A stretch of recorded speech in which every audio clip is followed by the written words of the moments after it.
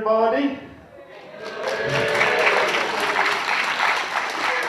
Thank you all for coming, especially those of you who travel quite a ways to Lampeter of all places to see this. But please give a warm welcome to Dave Prowse.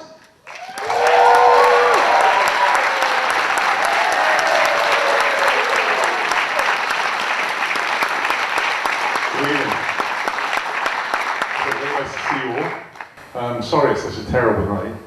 Dragging all out this terrible, terrible night.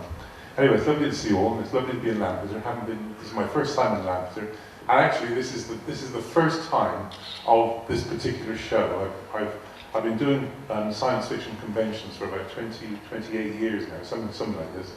And I've been doing a slide show, which is very, very simple, just me talking away and just showing a few colour slides and things like this. But I've now had this show prepared, and this is the first outing of the show, so you're the very first people to see it. I've just written. Don't mind if I sit down here. I've just written a book, and it's entitled "Straight from the Force's Mouth." Thank you. I'm glad you like the title. It was either going to be that or "The Dearth of Darth."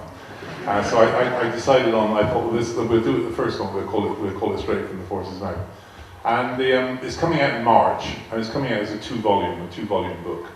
And I have a subtitle for it, and it's Straight from the Force's Mouth.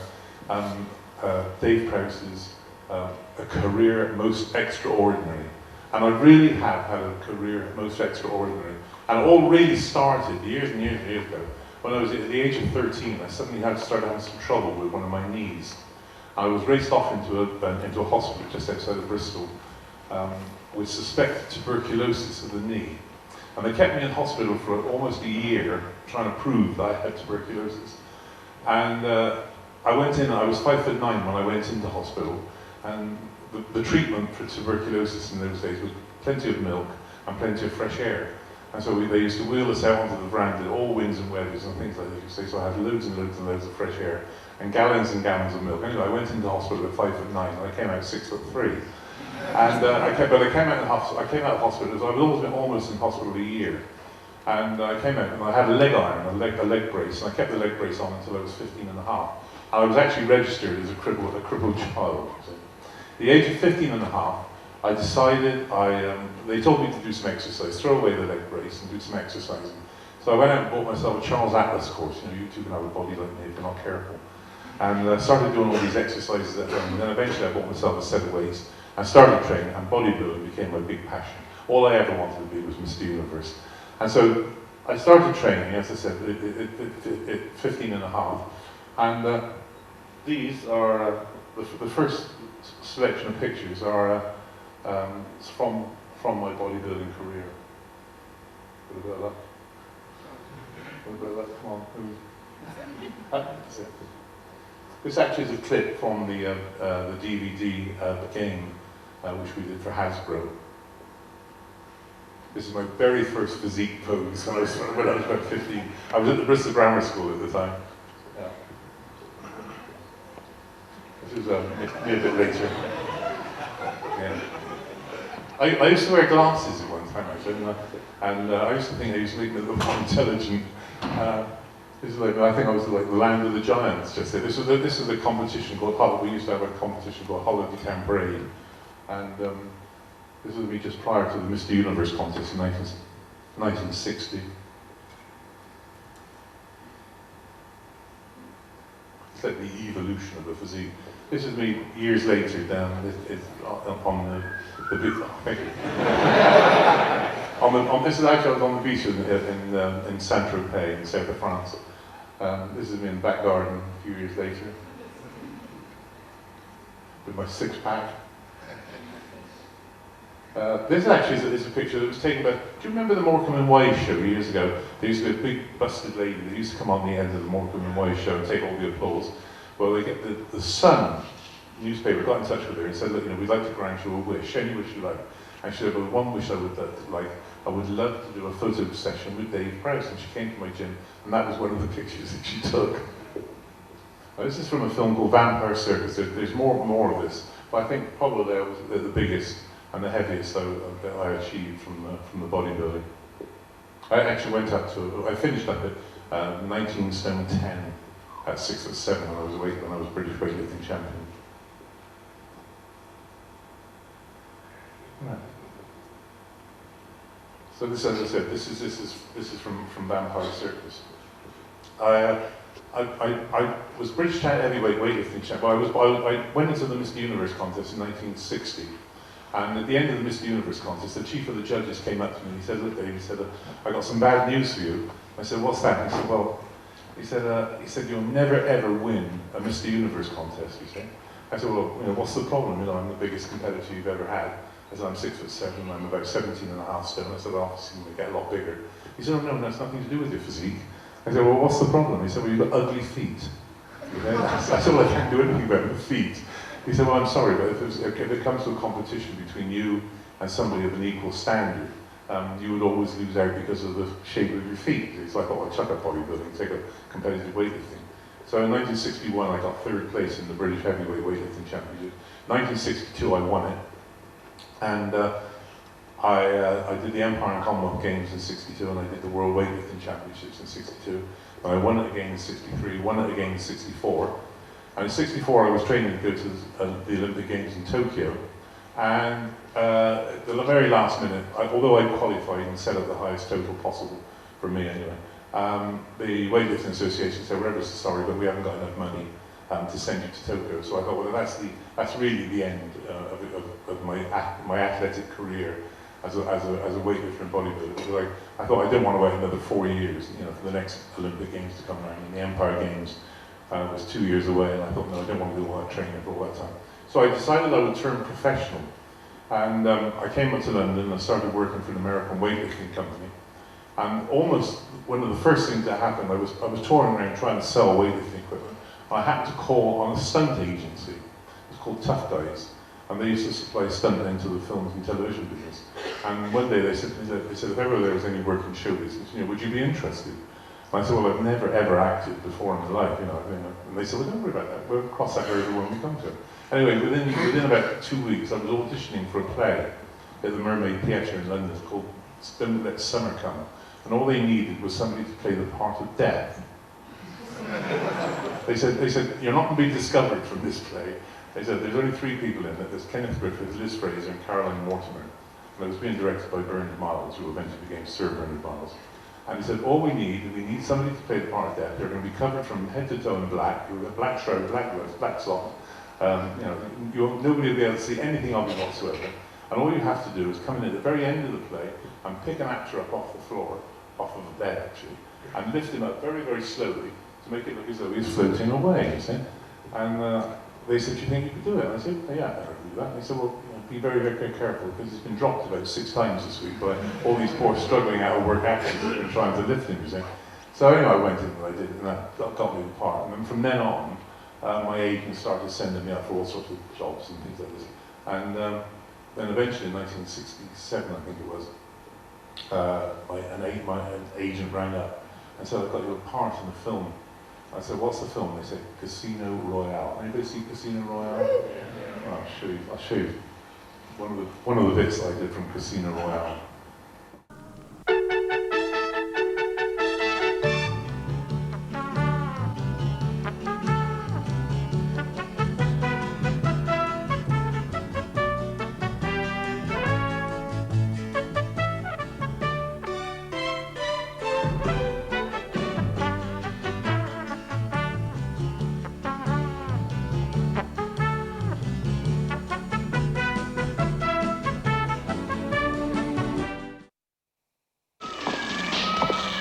Leave this to me.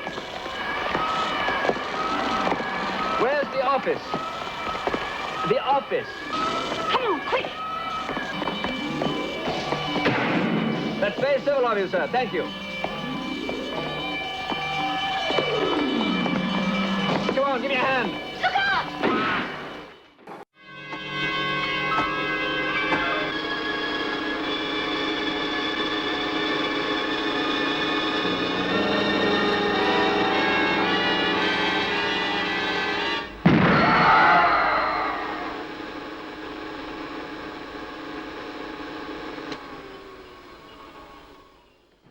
Gloves. Just a little precaution I take. I find the world is so full of dirt and germs, don't you? Yeah, it does get a little gritty now and then. That's George. The strongest man I know. He's a creep. And now, Mr. Hood, I'm most anxious to see your merchandise. Shall we go to my cabin? Excuse me, Mr. Hammerhead, but don't you think you first ought to, Later. Take it below.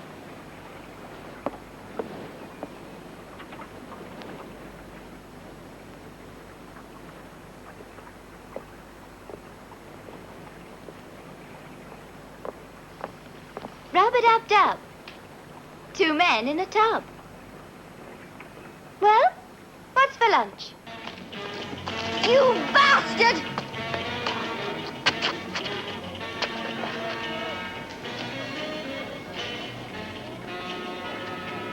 George.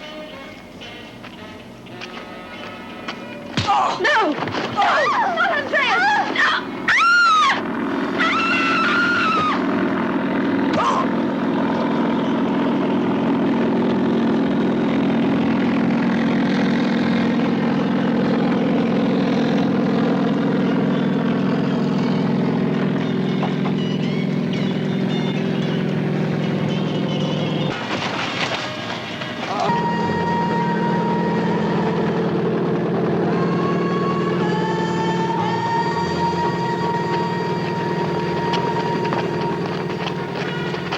I'll cut around the back. You go that way.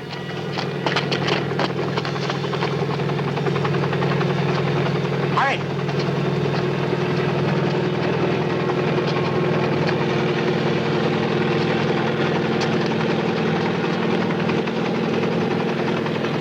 Don't be foolish, gentlemen. If you fire at me, the girl dies.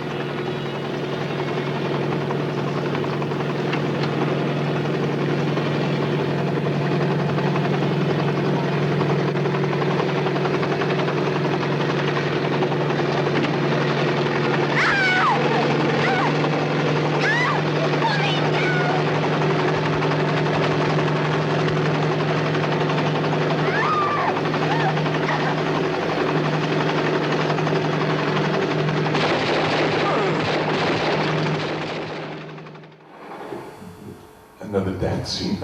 And I never ended up alive in any film I ever did. Actually, there was an interesting story in this one because Vince Edwards, who used to play Dr. Ben Casey, they were trying to launch him into a new James Bond type career. And on this particular film, we were filming that stunt, and we rehearsed it. We rehearsed it with me walking backwards, holding Judy Gleason on mattresses. And then David Miller, the director, decided he wanted it done without the mattresses on the real take. And so we all agreed to do it. And unfortunately, we got to the wall where Vince pulls Judy Gleason out of my arms. And I'm looking up, and all of a sudden I see Judy Gleason and Peter and Vince Edwards falling off the wall towards me. I managed to catch Judy Gleason, but I didn't bother to try and catch Vince Edwards, and he actually broke his leg. and that was that. And that was, as far as the picture was concerned. I mean, you never ever saw him stood up in the picture from then onwards. You know, every time they had to walk or had to even be standing, they had to use a stuntman to do it. But it was a terrible film. And eventually, as I said, Vince Edwards did. I think he did one more, which was a Western movie, and that died of death as well. This is obviously me with Bob Geldof when I was working with him on a charity stunt. I got involved in all sorts of charities over my career, but this is just one of them. So, now, the next one is the very first horror film I did, which is a film called The Horror of Frankenstein. Quite enjoyed this one. This was a fun film to work on. Go on, move.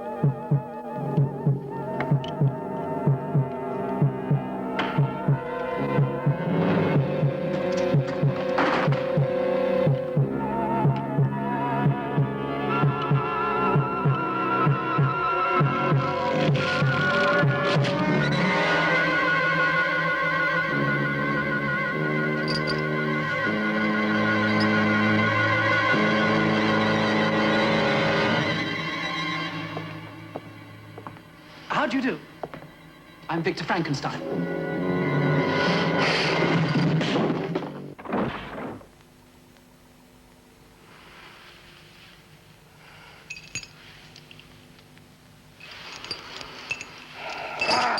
My God, you're an ugly-looking devil. Can't you talk? With that piece of glass. Oh, I'm sorry about that. I can't have you wandering the countryside, chopping up the population. You're wasting your time. I'll get you something to eat. Save your strength.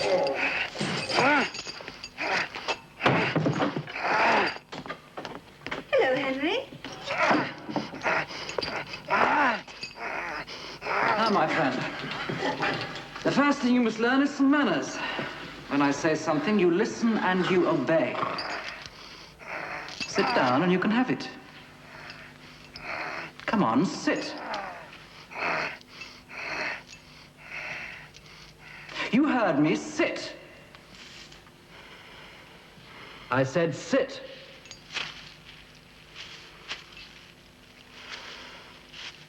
Sit.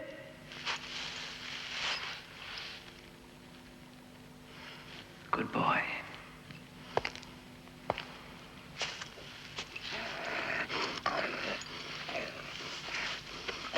Good boy.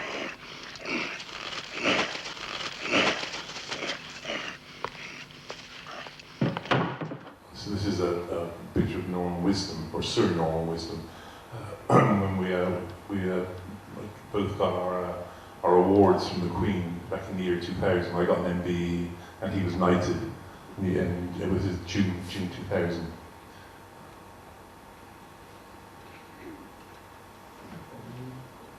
Sorry about that. I can't have you wandering the countryside, chopping up the population. You're wasting your time. Stand by for rehearsal, please. Rehearsal light. Yes. This particular scene takes place in Frankenstein's laboratory. The good girl of the film, Veronica Carlson, comes into the laboratory and I grab hold of her. She turns around, sees the monster and immediately faints. Sorry, go on. What's her role? What's my role in it, Jimmy? The good girl. I'm the good girl. Thank you. Yeah, I'm the good girl. Did you get your man or not? No! No, the director's the scriptwriter, and I don't get the man. Except the monster. That's the only contact I have with a male in the entire picture. I try to get Frankenstein, because I'm supposed to have a crush on him. We start school together, you see. We're 14 years old when we meet. We grow up together. And they're trying to make me laugh. David Prowse, and I was playing the monster, is a very gentle character anyway, and I think this is going to come through. Except he seems to kill everybody, so I don't know if that's going to affect anyone's idea of him. Except me. He doesn't kill me. Give her to me. I said give her to me.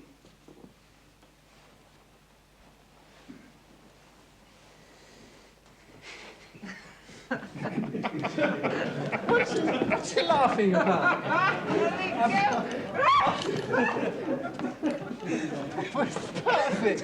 You were the one that started laughing. I wasn't laughing. Run from the horror, Just sweating. the ultimate horror of Frankenstein.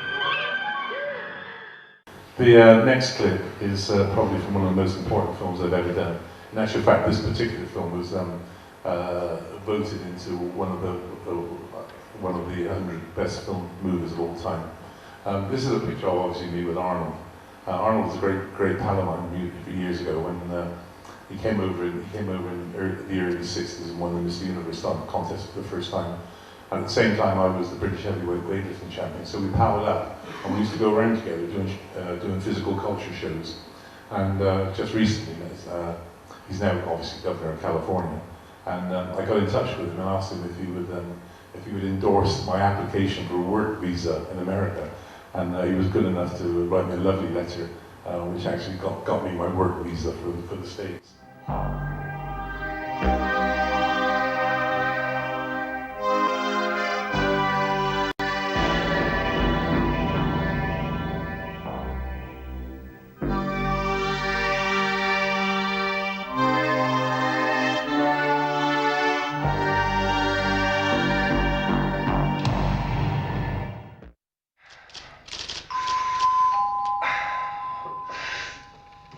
on earth could that be?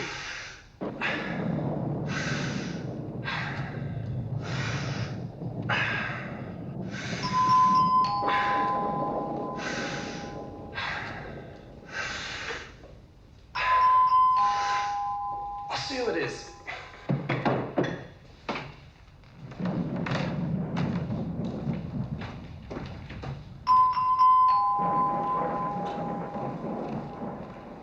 Yes, what is it?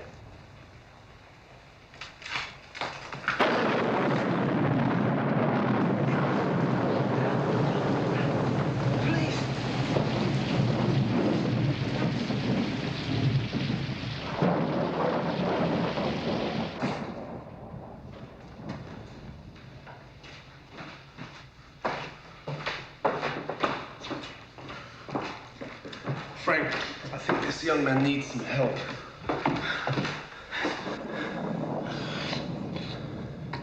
My God! What's happened to you, my boy? And would you believe it, oh my brothers and only friends, there was your faithful narrator, being held helpless like a babe in arms, and suddenly realizing where he was, and why home on the gate had looked so familiar. Julian, draw a bath for this young man. Certainly, Frank. Thank you very much, sir. God bless you, sir.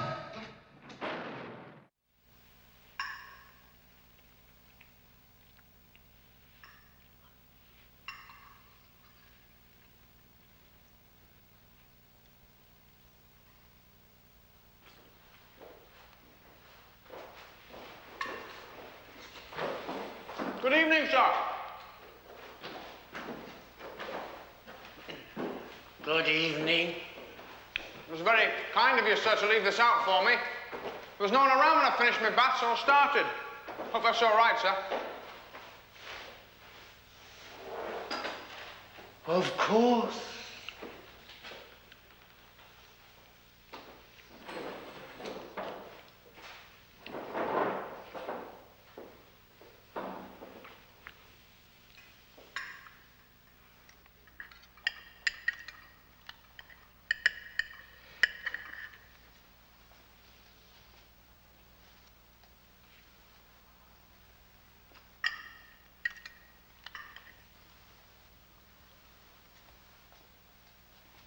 Food, all right.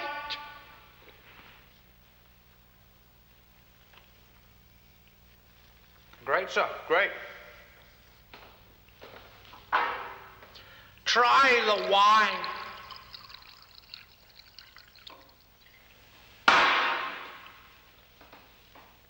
Thank you, sir. Cheers. Happy days. David Soul, who's just making a big name for himself doing Jerry Springer in the Jerry Springer opera on BBC the other night. I've met him a couple of times at science fiction conventions and things like this. Anyway, now for a bit of light relief. I hope people like Frankie Howard.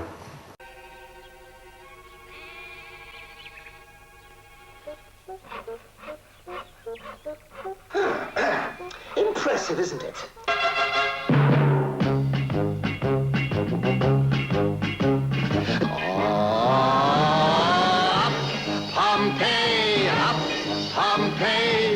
I never seem to get it all.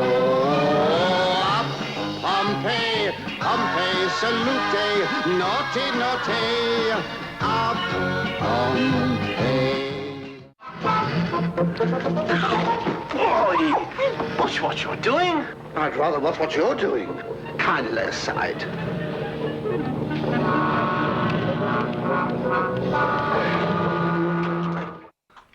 You will wrestle his champion. Well, how can I? He hasn't turned up yet. You were saying?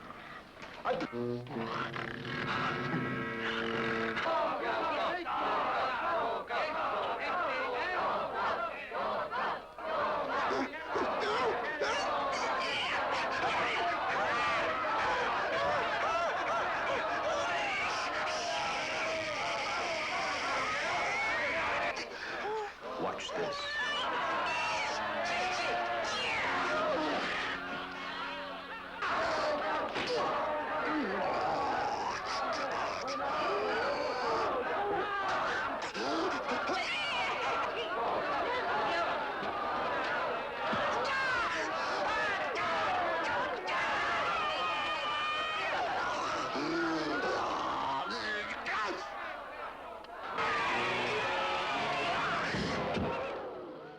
The interesting story about that little sequence actually was, I was asked if I would go up and if I was interested in doing a part in the film.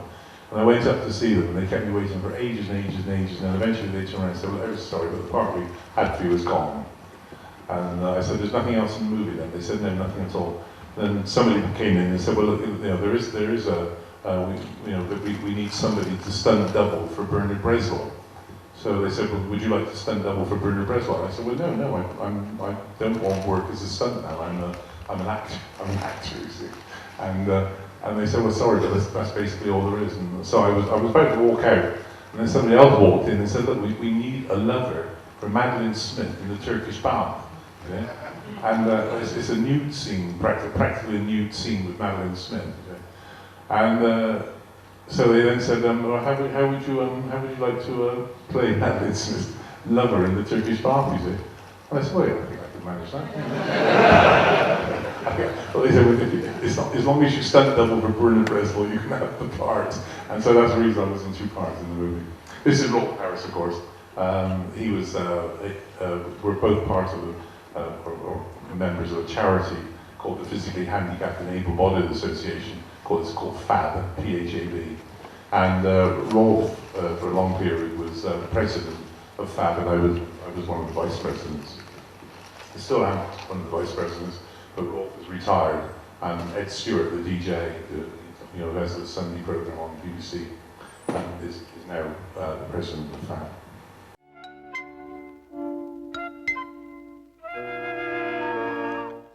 And thus it happened that I grew up in that lowly pigsty.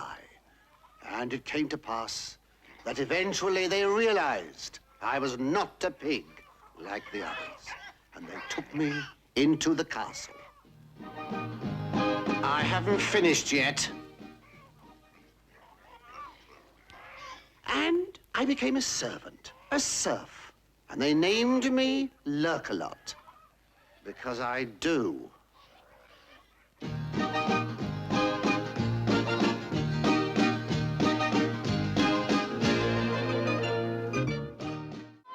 I wish to speak to Sir Cowardly Custard. Here I am. Sir Braggart the Bombast, Sir Grumble the Grunt, welcome to Custard in the Wold. To what do we owe the pleasure of this visit, Sir Bombast? I've come for an answer to my question about buying your castle and lands. I'm sorry, I've told you they are not for sale. I will not be trifled with, Custard. He made it funny. It's good. Trifle. Custard is it. Don't bother. Carry on. Who are you? This is my serf, Lurkalot. A serf? I will not be thwarted. I always get what I want. Sir Braggart, it would please me very much if you and your followers would be my guests at Custard Castle tonight. I'd like to throw a banquet in your honor. I would like to throw one in his face. So much for the happy night. Oh.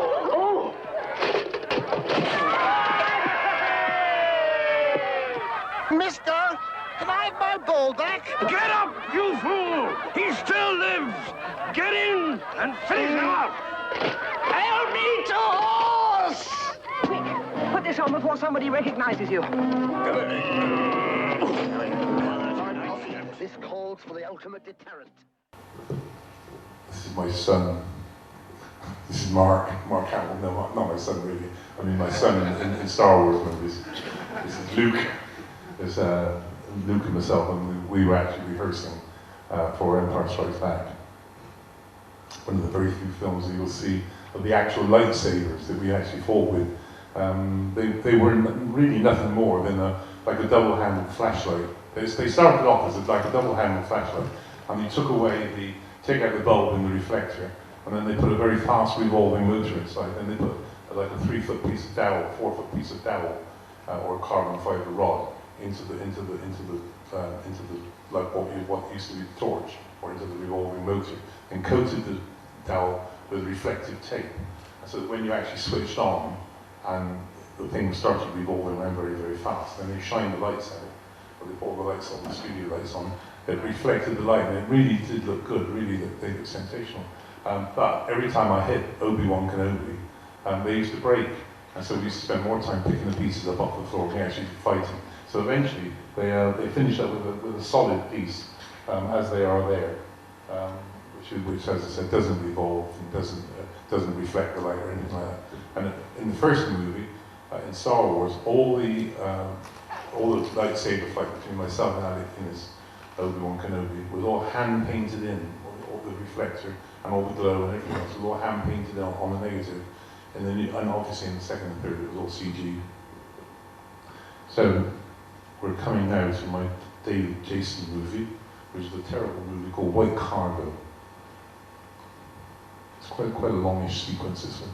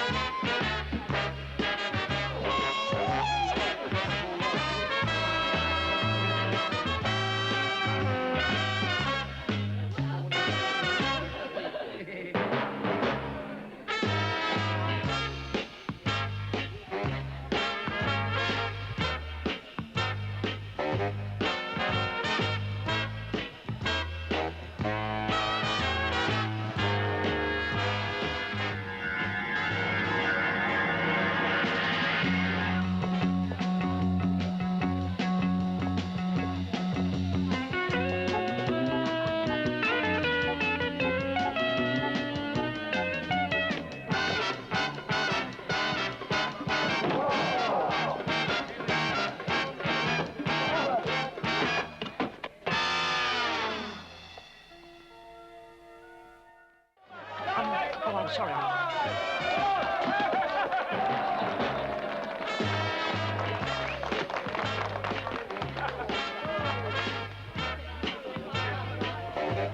Hurry!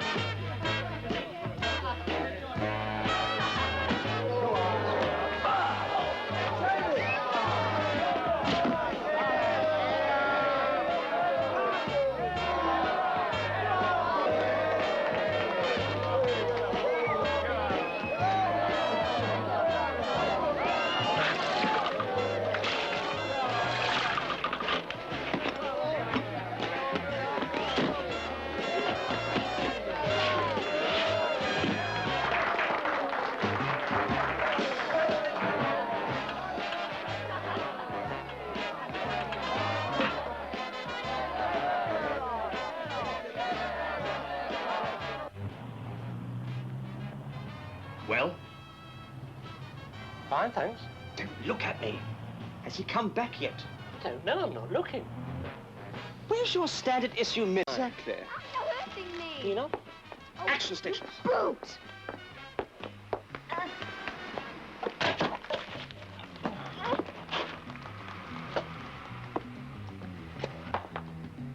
Are you all right?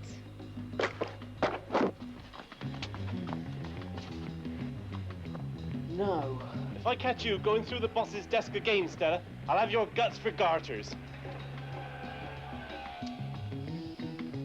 Thanks for your help, but I wish you hadn't. Oh, come on. You're in a hell of a mess. We better get you cleaned up. No, it's very nice of you, no, but I'll be all right. No, I really will. Thank you very much, but it's just, Harry, you are rotten. What's that, love? I wish you wouldn't do those blokes over in the middle of my act. What it must have looked like, I dread to think. I'm sorry, love, but he was making himself a nuisance back there. Suppose there'd been someone out there. That chance I'd have been discovered. Sorry. You don't think. Think? Think? What's all the ruckus about, Harry? Oh, it's Desiree. She's upset. Dolphin. I mean the little guy and Stella. Oh, I caught Stella going through your desk back there. Didn't take nothing, no. Well, I never keep money there. You know that, and so should she. Let's have a look at that desk. Go and put some clothes on. You'll catch your death of cold or something.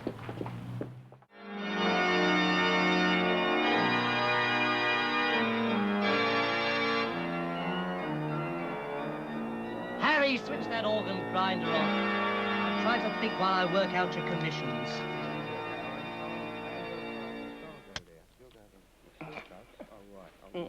Let's see, Jim had a dad.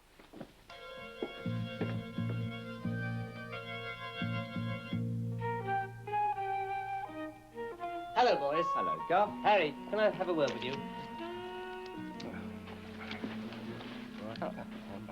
No, not you, Desiree. Let's have a look what I've got. I can lay one. I don't think you know, dear. Harry, something's cropped up. I'm afraid I must ask you to do something for me. I have a problem. Well, you're the only person I can turn to. We've known each other a long time, Harry, and I know that you've always looked up to me as if I was a father. Why don't you sit down, Harry? There's a draft in here. I'll close those French windows. Shall I answer that, Gov? Yes, but I'm not into anyone. No, not that one. Sit over there by the desk.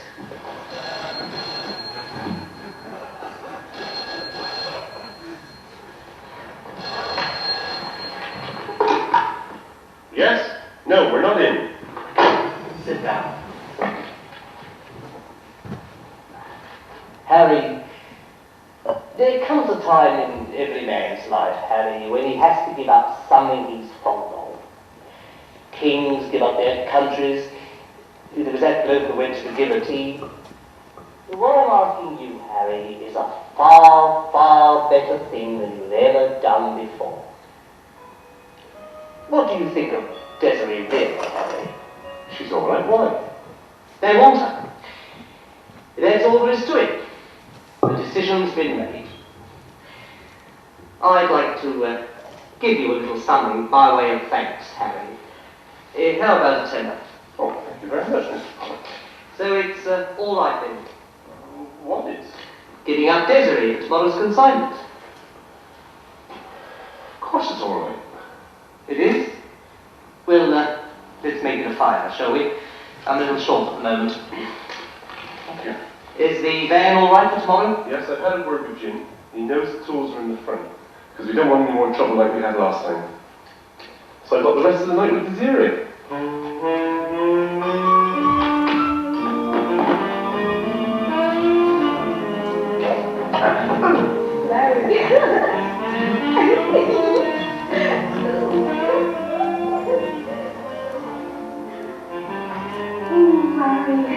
You're so impulsive.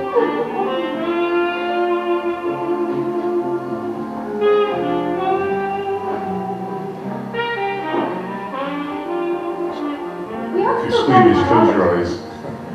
Sure. Won't be too hot. What one? Where are we going? Oh no. No. Will it have those funny things on it? What fun? You know, cones and grottos. Coves and grottos? Oh, you mean the seaside? I don't like all that sand and hot sun. You miss me if I was to go away. Oh, cool. Would you miss me? I will. I don't envy all those girls downstairs, you know, going on that long sea trip. Oh, you treat me very well. Are you going to do it or am I? What? I have to strip every night with bright lights on me. I'm not going to stay in bed with you with the lights on.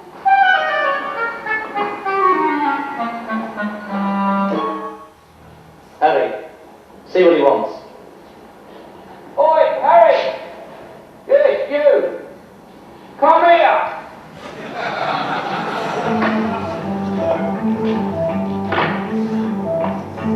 What do you want? Come here! This is the James Bond bit.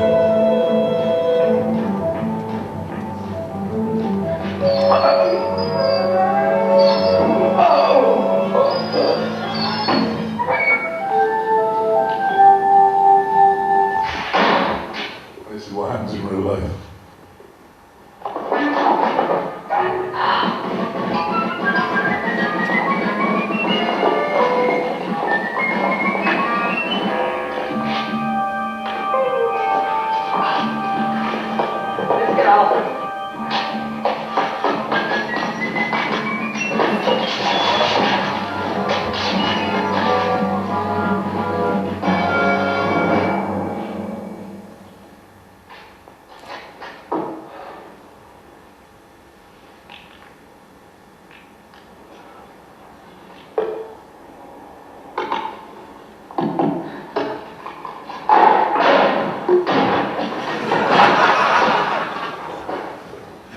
And that was White Cargo. Terrible, terrible movie.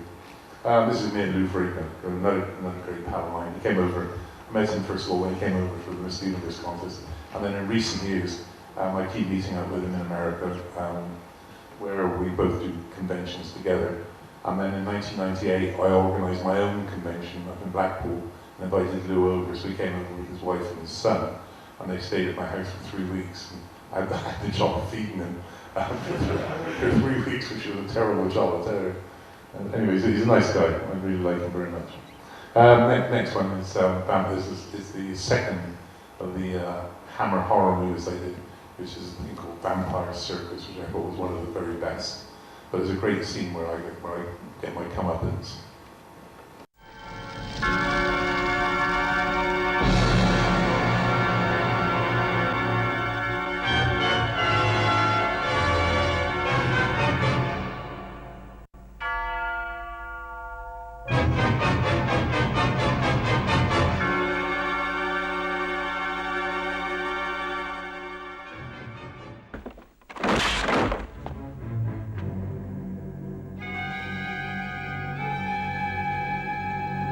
Please leave us.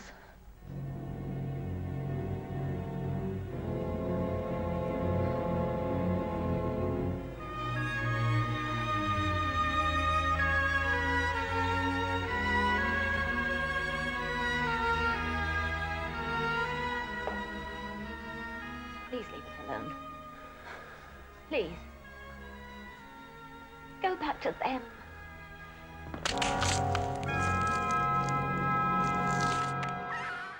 Hold fast or I'll fire! Wait! Show us where they are and we'll spare you. Show us!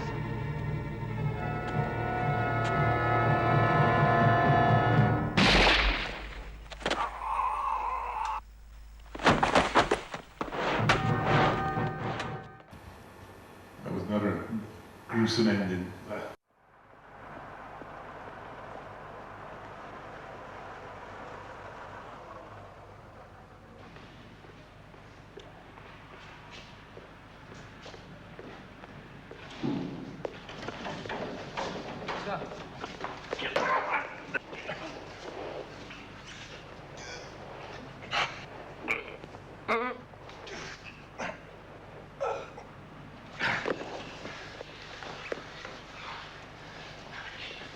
There's a fella downstairs wants a word with you.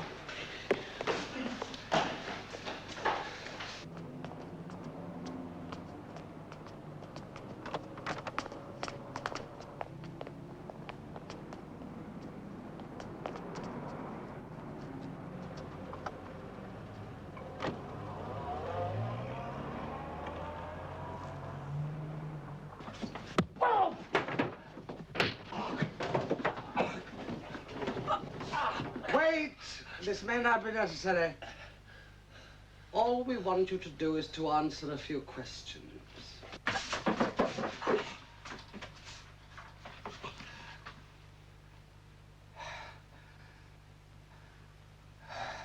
Your name is Callan. David Callan. Yeah, that's right. Have you ever been in prison? Of course I have.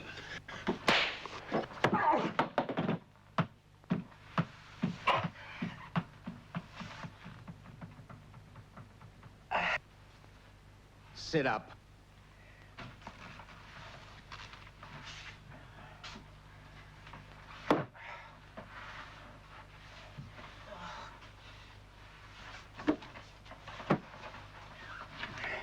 Now, let's try again.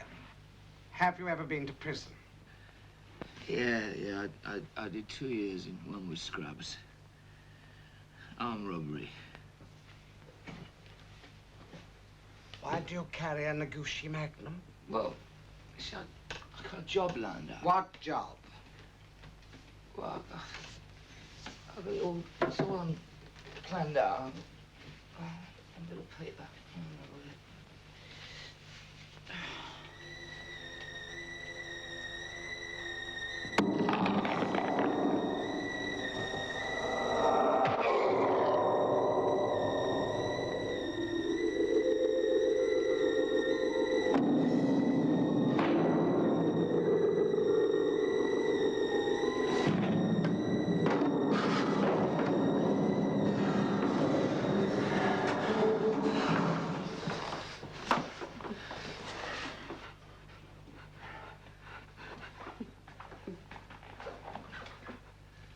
Noguchi Magnum 357.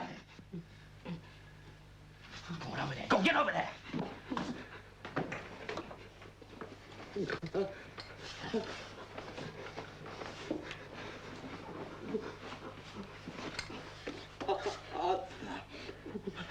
Why don't you just take a look?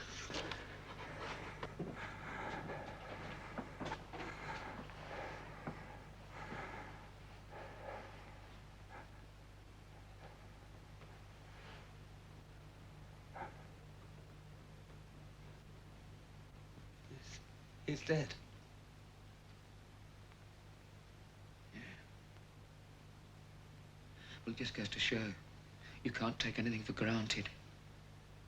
A few minutes ago, you looked good enough for another 30 years.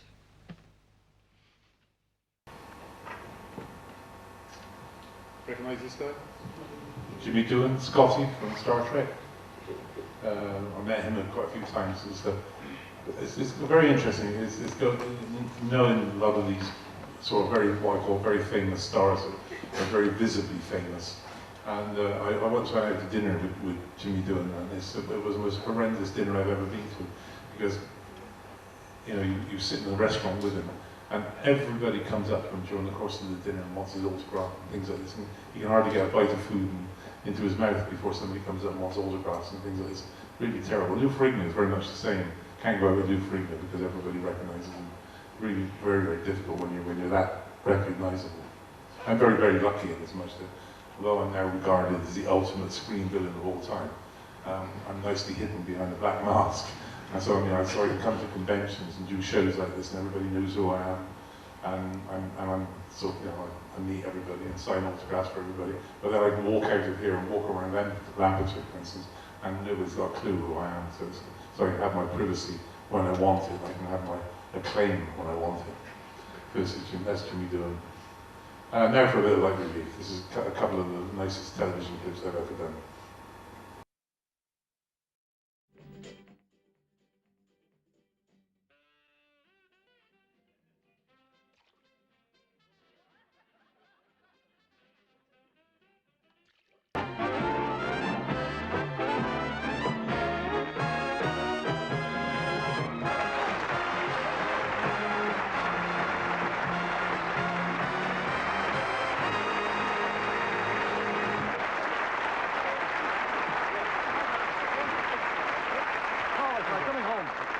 Good evening, ladies and gentlemen. Good evening and welcome to the show. Can I just say something? Tonight, I'd like to just say something? But I was going to say... Please. Ladies and gentlemen, later on in the show, my small associate here, where are you? I'm here. Oh, you're there, right? My small associate here, he will come on later on in the show in a full Highland dress, including the kilt and everything. This is true. He will then stand on his head and sing, I who have nothing.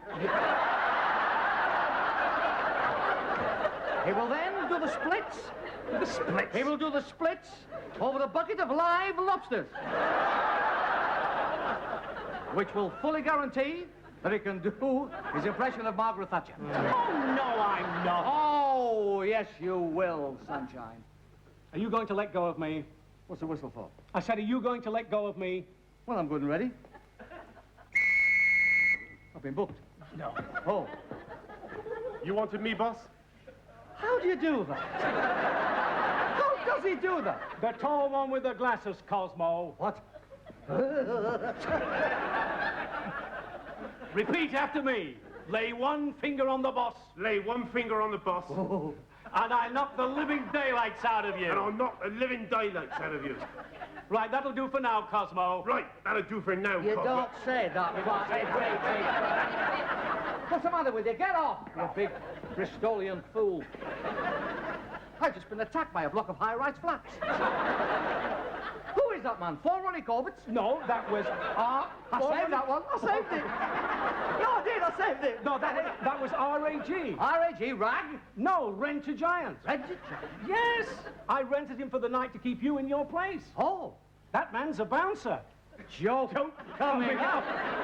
Raquel Welch has a couple of bouncers, but we won't go into that. Unfortunately, joke going down. Both ways, you get them here, folks. So if you don't do as you're told, yes, I'll blow this whistle. I understand. I'll knock you about. Now, what am I going to do in the show? Tell me what I'm going to do in the show. You're going to come on in your kilt. Yes, you are. Stand on your head. Yes. And sing a little of what you fancy that you're good. Oh, no.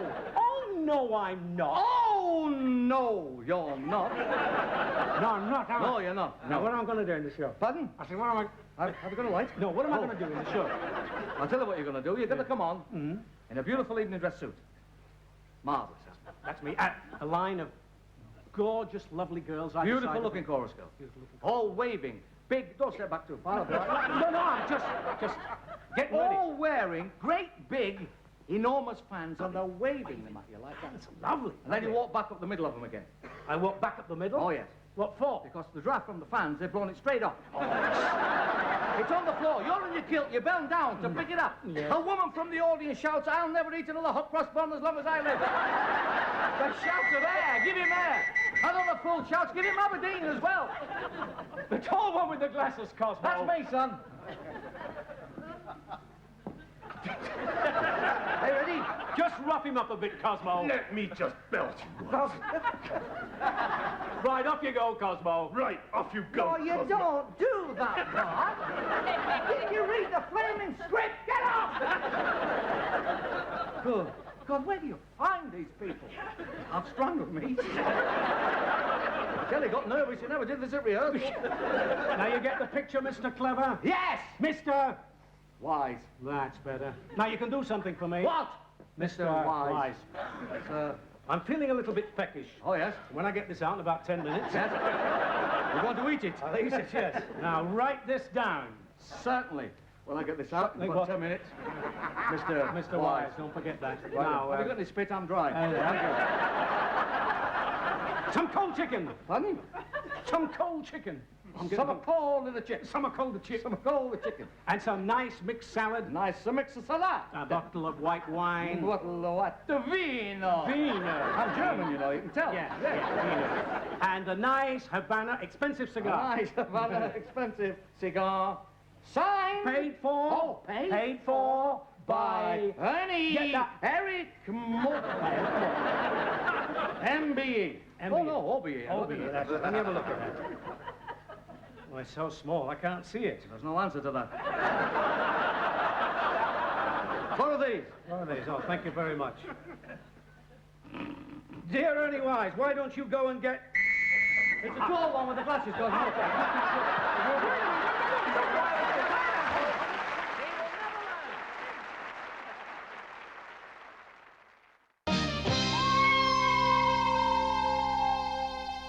Friends, and I am Mr. Desiato's bodyguard, and I'm responsible for his body, and I am not responsible for yours. We wanted to ask you one or two questions about that meeting. What meeting? Bonzo?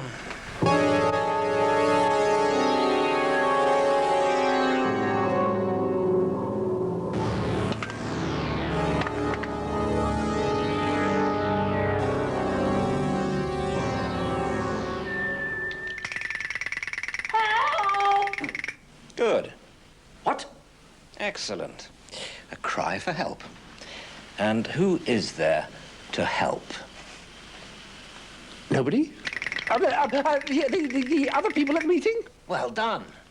Bring in the non-combatants. But surely you don't want everyone giving their opinion. I don't mean opinions. Stick to nice, neutral facts from the non-combatants. It works. Does it? Listen.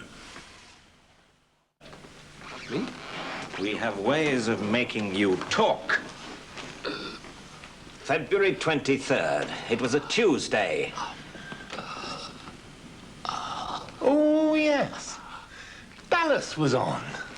It was the one in which, Bobby's girlfriend, you know, the one that was married to, Elvis Presley? That's right, Yeah, that's right. right, yeah. I preferred Tammy Wynette myself. Did you know she came from Beccles? Beccles, good Lord. You know, I once had an aunt who sent a parcel to Beccles. Don't tell me she's the one who had the great big bollard in her parking space. That was her. That's the one. Get away! The second law of meetings is keep everyone to the point. Moonbase Alpha status report. 1,503 days after leaving Earth orbit. Dr. Helena Russell recording. 7 days ago, a cloud having strange characteristics and containing unknown elements appeared in our...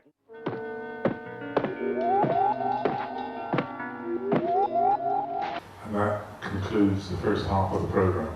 Dress up. 10 minutes, 15 minutes, we'll have a drink, whatever you want to do for 10, 15 minutes, and we'll come back and we'll go through the second part.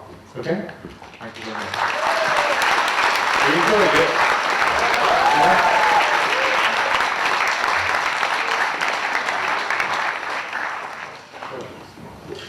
Like what we'll do now is, I don't know how we're off for time. Are you all okay time-wise?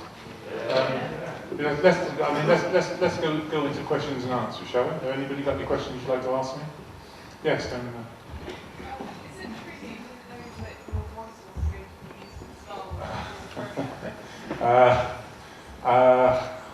No, not in the premiere. It's nothing to do with the premiere. Actually, what happened was I did the voice of Darth. I learned all the dialogue, and delivered all the dialogue, all the way through Star Wars. And all the way through Star Wars, I kept on saying to George Lucas, look, George, I said, what are we going to do about the voice? Because everything I'm saying is coming through the mask. And I said, it's obviously not good enough for reproduction purposes. And he used to turn around to me and say, well, don't worry, Dave, we'll go into the studios and re-record all your lines at the end of the movie. We'll go into the sound studios and record all the lines properly, you see. And so I automatically assumed that they were going to use my voice, you see, so it didn't worry me how I delivered the dialogue when we were actually filming, because basically nobody apart from people in close proximity could hear what I was saying.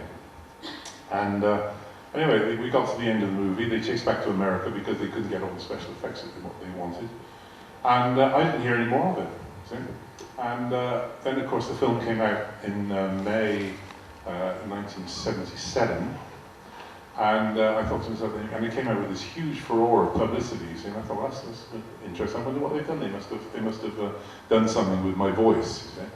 And within like 2 weeks of it coming out, I got a cable from a very famous American film director who was a great personal friend, a guy called Russ Meyer, who I did a film for a few years previously. And he says, congratulations, Dave, you're in the biggest movie of all time. By the way, did you know they've overdubbed your voice? Okay? And that was the first I knew. So that was like 2 weeks after it came out in America.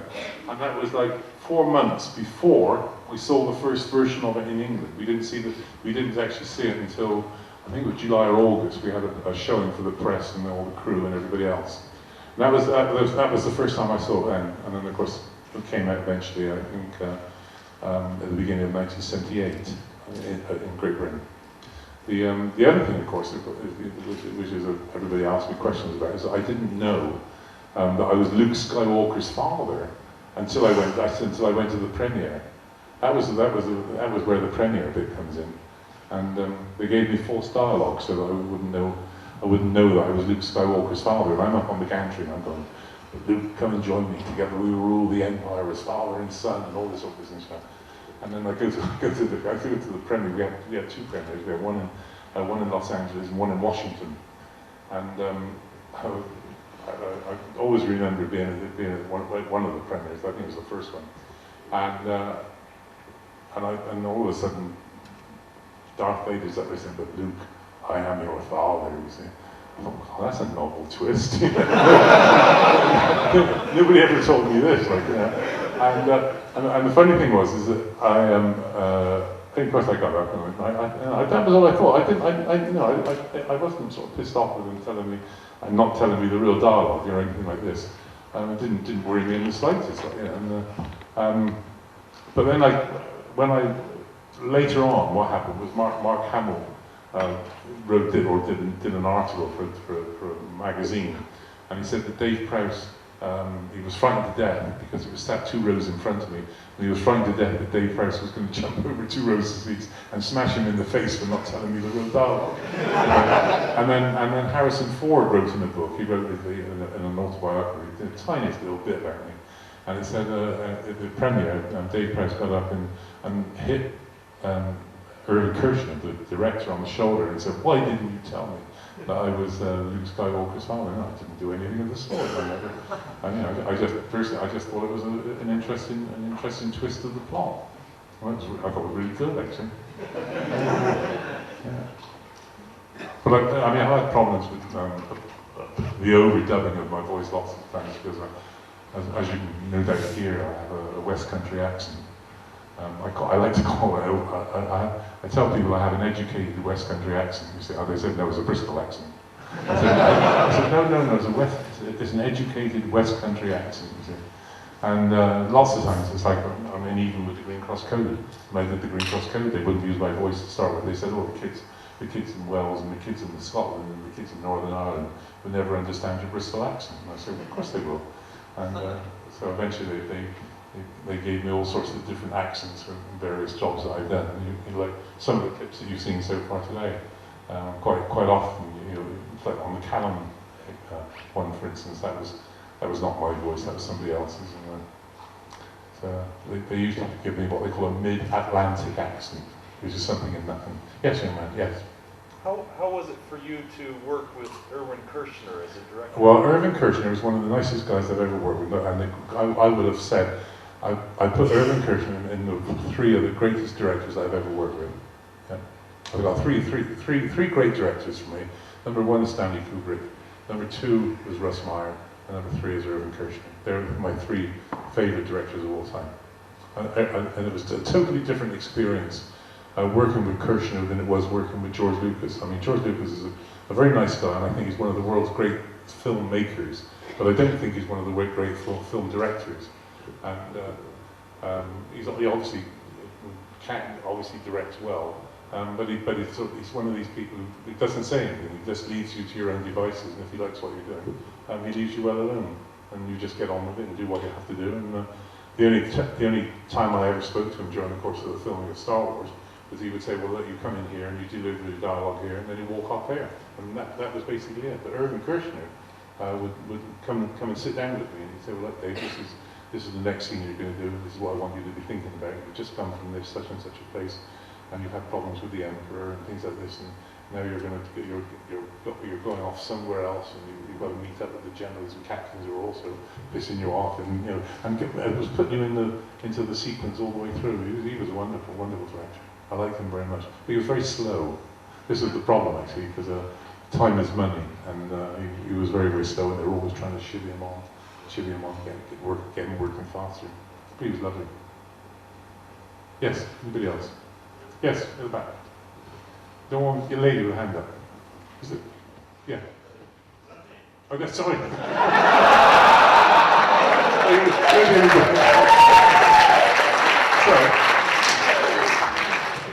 Sorry, I just saw long hair and a hand up. My apologies. Yes, go on. What was your question? Which is more powerful, Dark Side of the Force or Green Cross Code? Everybody comes up to me, and a lot of people come out. They say, "What's the best job you've ever had in your life?" And without a doubt, the Green Cross Code licks everything into a cocktail. It was the greatest job I've ever had. People don't realise that I actually was involved with the Green Cross Code for 14 years. We actually filmed 15 television commercials. We did 3 commercials a year for 5 years. That was 76 through to 80. So we did 15 television commercials. And most people think that that was really basically the end of the Green Cross Code. But what happened was the government turned around and said, "Look, how would you like the job of going out to meet the children at school? And would you like to prepare a show based on the Green Cross Code?" Now, you probably all know the Green Cross Code, I hope you do anyway.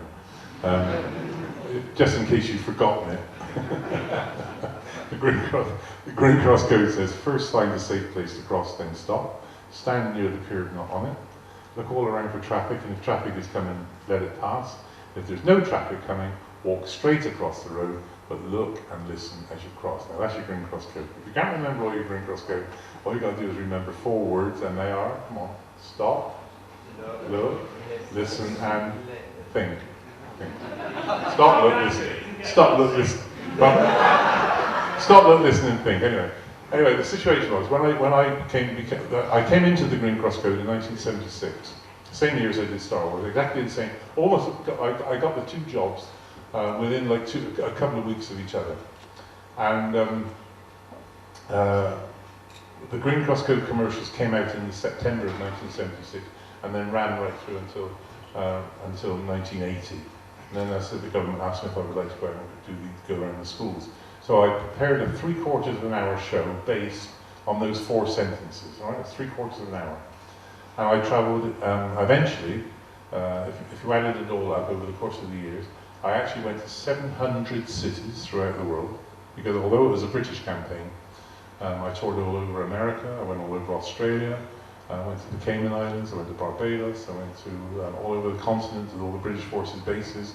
And it was really a most fantastic period. And I was doing about 8 months' work a year on the Green Cross Code. I used to do 3 shows a day, I used to do 2 shows in the morning, and 1 show in the afternoon for 8 months of the year during school terms. And the net result was, as I said, I went to 700 cities, I went to over 2,000 schools, I actually spoke to over 500,000 children, and the net result was, is in Great Britain, we actually reduced the road accident figures in Great Britain by just over a half. It went down from over 40,000 a year down to less than 20,000. And if you added it all up, we actually saved something in the region of 250,000 children's lives with the campaign. And then in the year 2000, I got awarded the MBE from the Queen for services to road safety and charity. So without a doubt, the Green Cross Code is by far the greatest job I've ever had. I mean, I thoroughly enjoyed going around the schools. I had this lovely little show, which you'll see a part of it later on in the next clips. But it was by far the best. Don't get me wrong. I thoroughly enjoyed my work on Star Wars and also Empire Strikes Back. I didn't like Return of the Jedi very much. And I thought Phantom Menace, I didn't get any chance to work on Phantom Menace and Attack of the Clones, but I didn't think they were very good films anyway. But I was just recently over in Spain for the International Film Festival in Sitges, just outside Barcelona, and they brought over the teaser trailer for the new film, and it does really look good. Unfortunately, I am not reprising the role of Darth Vader. I think Hayden Christensen, who played Anakin Skywalker, it's really the development of Anakin Skywalker in the next movie, and so Anakin Skywalker eventually becomes Darth Vader, and so they've used the Hayden to play Darth Vader. It looks really good. I'm looking forward to it.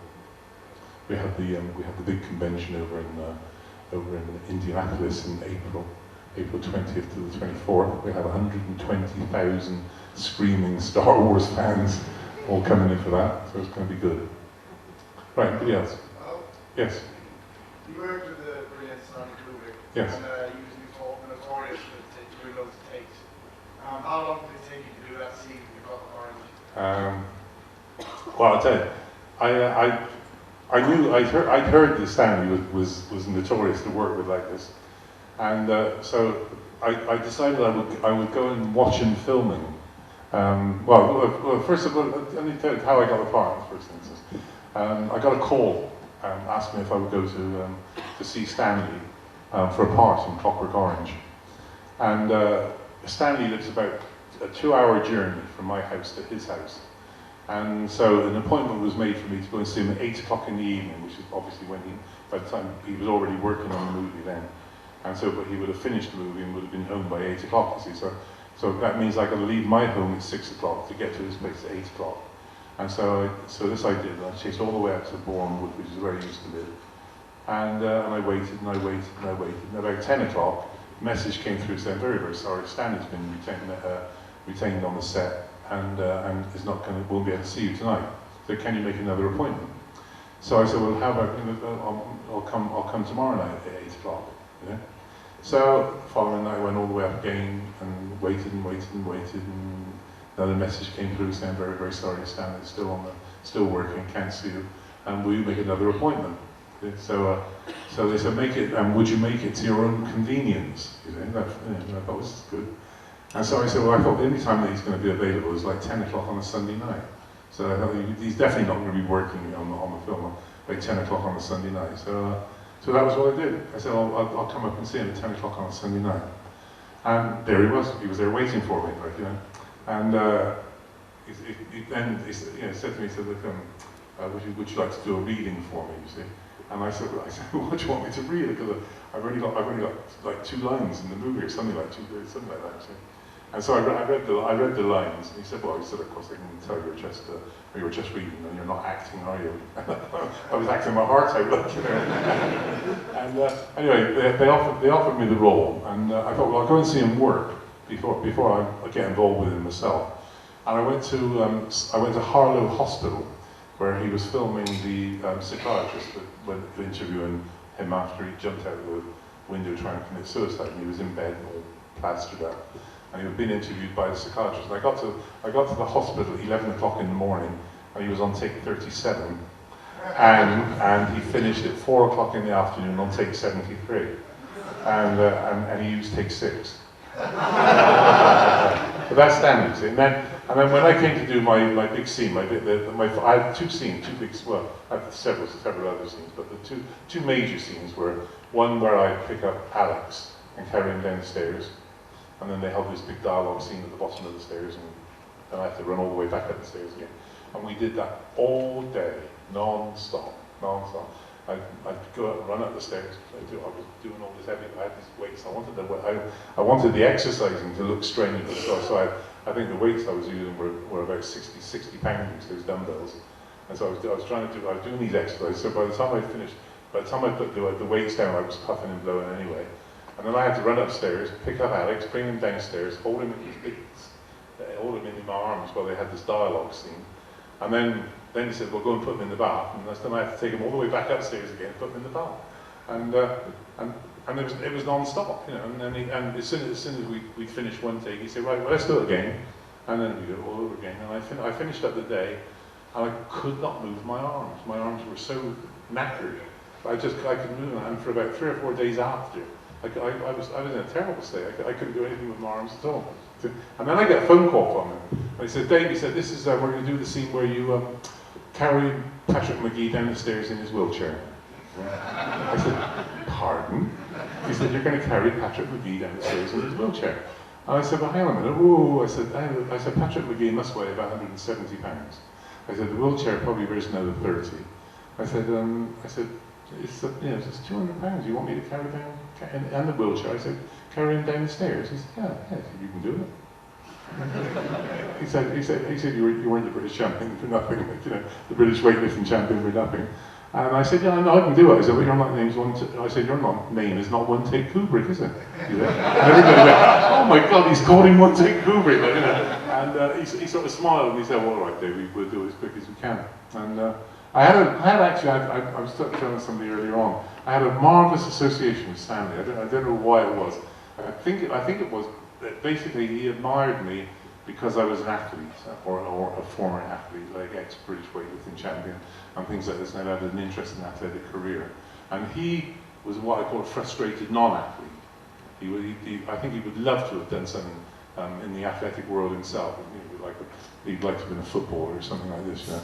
And we were filming in a big house up in Radley, and it was right bang slap in the freezing cold January. And everybody used to pile in. Everybody that was working on the set used to pile into the house because it was nice and warm. You know? So we all used to stay in the house as long as we possibly could. And they put up a marquee down in the garden where everybody used to go and eat and have, and they had this big stove down there. Everybody used to huddle around this stove. And when Stanley wanted to work, he used to shout, "Clear the house!" You see, and everybody used to sort of sling very, very slowly out of the house and go down to this freezing cold marquee. You see, and I obviously be one of the ones when if he was going to clear the house. And he would say, just as I was going out the door, he'd say, "Oh, Dave, don't you go. I want you to stay. Come and sit by the camera with me." And I used to go and sit by the camera with him, and he used to say, "Tell me about your weightlifting career." And I used to tell him what it was like to go when I went to Budapest for the World Weightlifting Championships, and it was a terrible time out there. And I told him all about when I was at the Empire Games and all the problems I had over in Australia for the Empire Games. And then he'd say something like, did you see television last night? And I say, yes. He said, well, what did you think of the football on TV last night? And there was always questions about sport and things like this. And I was like, with him sort of setting the shots that he was doing and talking to me about sport.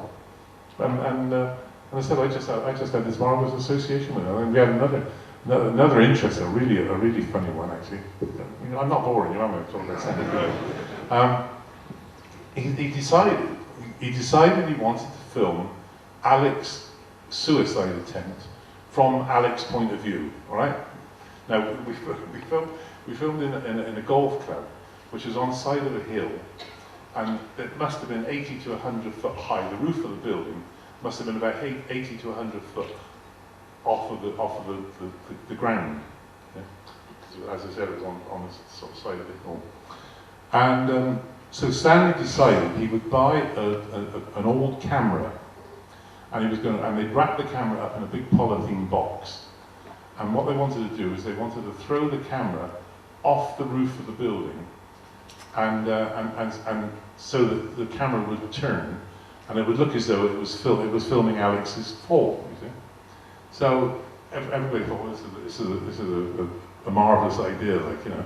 And then all of a sudden, Stanley comes up to me and said, "No, Dave," he said, "I've got this little job for you." I said, "Yes, what is it?" He said, "Well," he said, "Do you think you could take this camera?" They wrapped this camera in a box, and it was about 3 foot cube. This old paddy, it was an old paddy movie camera.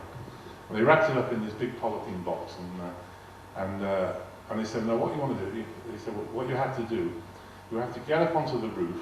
We'll get you up onto the roof, and you have to straddle the pitch of the roof. You know, the top of the roof." So you straddle the pitch of the roof. He said, and then you have to work your way with this box in front of you across the roof until you come right to the very edge, right to the edge of the roof. He said, and then he said, what you have to do, he said, you have to throw the box off, but put a backswing on it, so that it looks, so the box is revolving, so that it looks as though, as Alex, from Alex's point of view, is this best going down. So I said, yes. Yeah. He said, no, the only problem is, he said, you're not a member of the camera union, are you? I said, no, I'm not. He said, well, in that case, he said, you have to take the camera operator out with you. So now we've got two of us now. I've got this young guy who's also got to come out. So there's a pair of us on the top of this roof, and we're working our way to get towards the end of the roof. He said, oh, by the way, so when you get to the end of the roof, he said, I don't want to see you. He said, so whatever happens, he said, what you have to do, he said, we're going to be filming from like a fair distance away. And he said, I don't want to see you. So as soon as you've thrown the box off the roof, he said, lie down flat on the roof, on the top of the roof. So anyway, we did all this. I said, eventually threw the box off. The camera goes, and smashes to pieces on the floor, and that was the end of the scene. We never ever got the scene from Alex's point of view, as it were. But that was Stanley. That was working with Stanley. It was lovely. I thoroughly enjoyed it. And so Russ Meyer, another guy who was very similar to Stanley, a real one-man band who can do everything. You know, it's like Stanley. You know, Stanley is great because he could. You know, he was a camera operator. He was a director. He could do everything. I mean, you know, wonderful. And Russ Meyer exactly the same. He'll turn up with just himself, a camera operator, and a sound man, and then make a film through them. We went out to Barbados and did this film out in Barbados, and you know, there was only real 3 main technicians on the movie, and did this a really big movie. It's great working with these people. Anybody else? If not, we'll move on. Yes, one at the back. Yeah, really pissed off. Yeah. Well, I just thought it was a dirty trick actually, because I mean, it was having played Darth Vader for the whole 3 movies. It was a strange thing actually, because I obviously went into Return of the Jedi to play Darth Vader again, and I'd only been working on the movie about 3 or 4 days. Maybe a bit longer than that. But they didn't give you a script. We never had any scripts. We didn't have a script on Empire Strikes Back. I had no idea what was going on in Empire Strikes Back. All we used to get was our pages. They used to send you your pages through the post, and then you used to learn your lines, go in the following day, perform, and then you have to give your pages back. And this is because everything, they were absolutely paranoid about secrecy. And the same thing, it got worse on Return of the Jedi, and the pages used to come through the post. And I'd been working on the movie must have been about a week, no more than a week. And all of a sudden I get a call from the Daily Mail. And the Daily Mail said, "Could we come and do an interview with you?" And I said, "Yeah, I'd love to talk to you." I said, "But please, don't ask me anything about the new movie, because I don't know anything. I've only just started work on it. And I haven't got a copy of the script, so I don't know what's going on." He said, "Oh, no," he said, "No, I don't want to talk about Return of the Jedi. All I want to do is just talk about your career and your gymnasiums and everything else." So he came round to my gymnasium that night and starts talking to me about running the gymnasiums and being the weightlifting champion and so on and so forth. And then, out of the blue, he just turns around and he said, "Of course he did." He said, "You're going to be killed off in this movie, aren't you?" I said, "Pardon?" He said, "You're going to be killed off in this movie." I said, "Don't be daft." I said, "They won't kill Darth Vader off." I said, "He's the goose that lays the golden egg." I said, the whole 3 movies are all about Darth Vader, And he said, "Oh no," he said, they're killing you off." And he said, "But not only are they killing you off," he said, they're doing it in such a way that you don't know what's going to go on, what's happening. I said, "Well, like what?" And he said, "Well, they're filming in another studio miles away from where you're working." I said, "Oh, come on, don't give me all that nonsense." I said, they wouldn't do something like that. I said, after I played the movie, I played Darth Vader for the last 5 years. And I said they wouldn't go and do something like that. He said, "Oh, they are." And they said they're using another actor called Sebastian Shaw. So I said, "Well, I can't confirm or deny. I don't know what's going on." He said, "Well, have you got a call sheet?" I said, "Well, I do actually. I've got a call sheet for the next time I go in." And I turned it up, and there it is on there. It said like Darth Vader, Dave Prowse, filming in Studio 1, and then underneath it says Sebastian Shaw, Anakin Skywalker, Studio 10, which is like the far end of the studio, miles away from where I was working. And I said, "Well, I'm sorry, but I said, I don't know what's going on." And I said, "I'll have it out with George Lucas when I go in tomorrow." Anyway, I wouldn't know, it was a couple of days. It was a couple of days later before I went in. Anyway, what happened was this reporter goes away, and next day in the Daily Mail, page 3, big headlines, it says, "Darth Vader to be killed off in the next movie," in an exclusive interview with Dave Prowse. And it looked as though I couldn't remember all the information about Darth Vader dying, as it were. Darth Vader dying and Sebastian Shaw taking over the role. But it was a real bad. It was bad news. From then on. I mean, I fell out with Lucas after that, and I've never spoken to George Lucas, basically since. Not since 1983. So left a very sour taste in the mouth, unfortunately. Hey, anybody else? Yes. Does it have any plans on what you're going to do afterwards inside Darth Vader? Is there any plans what you're going to do next? What am I going to do next? What are you going to do after that? What do you mean? Well, I mean, my film career as such, ended quite a while ago, because I decided when I started having arthritis problems. I had my hips. I started having trouble with my hips and things like this, and so I thought, well, if you can't walk properly, you can't act. So I decided I wouldn't bother with the acting so much. Although I'll tell you what I would love to do. I'd love to play the villain in a big Bond movie. That's one of the things I would love to do. And I don't see any reason why I can't do that. I could do that. I said, I don't think I'm going to be working again unless they make a remake of Ironside. So anyway, no, I would love to. I would quite like to get back into the acting side, actually, and that's one of the plans I have. I've actually have been on crutches for about 6 years because of the arthritis problems and dislocated hips and all sorts of things like this, and I'm just about now off of them, and I'm beginning to walk reasonably well, and Although I can't go back in hospital on Wednesday, so there was something different. No, I'd like to get back into acting, but I'm doing all sorts of different things now. I'm writing. I've just done another book. This is my third book.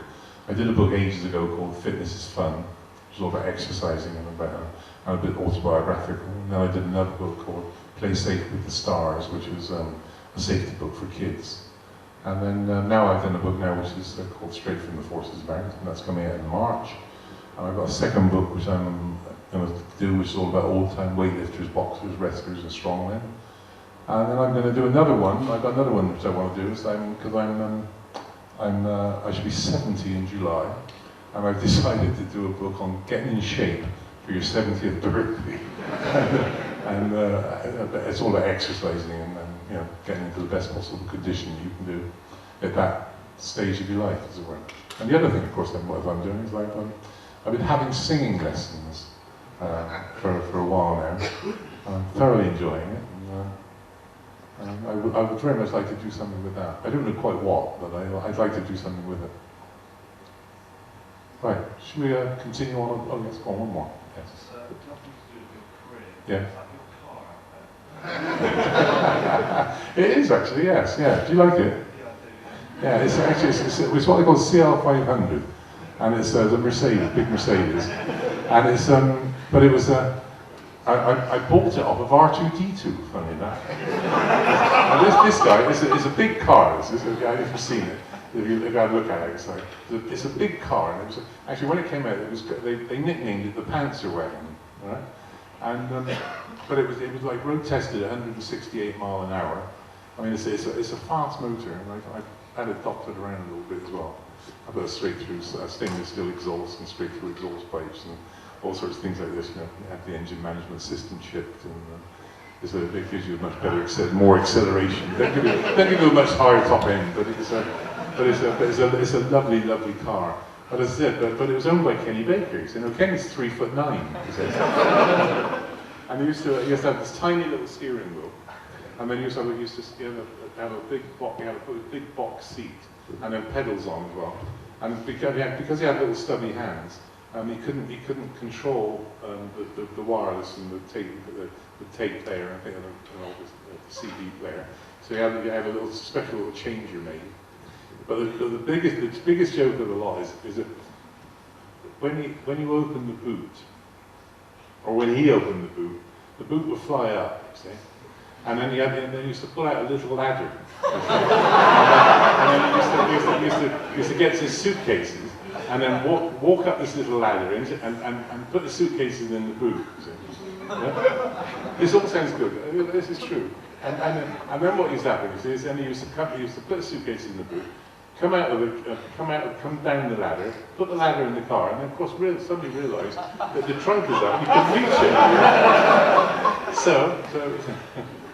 So he put a very big long piece of blue cord on the thing, so the cord hangs down inside the boot, and so that he could pull the boot down. So I've left the cord in the boot. So if ever I sell my car, it's got a wonderful pedigree.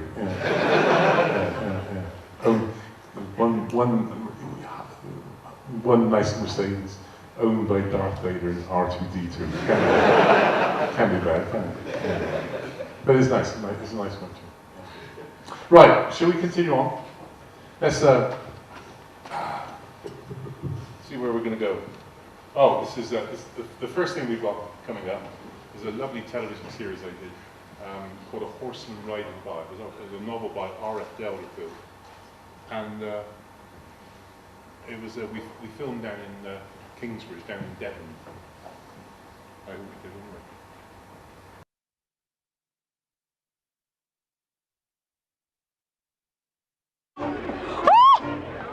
He shows strength on earth! Oh, he was like Mr. Everlett's bully. Only a few seats left. Go on, ladies and gentlemen. Hurry along. Oh, let's see Go for a cup of tea. Oh, can we? I know you won't be disappointed. This is the greatest show of strength on earth. So let's have a great big Goombay welcome for the mighty Gem.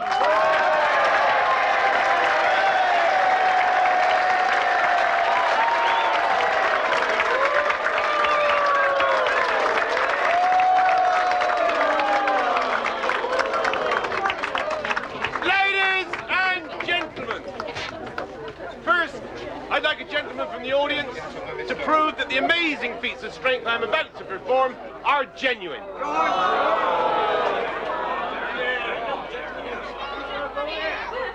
How about you, sir? You, sir, you with them.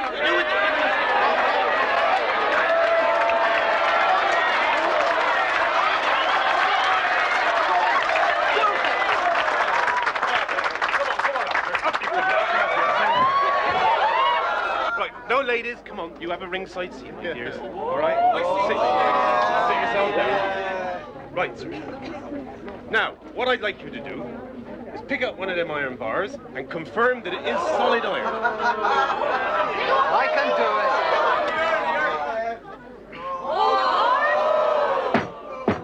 it. Solid iron. Round of applause.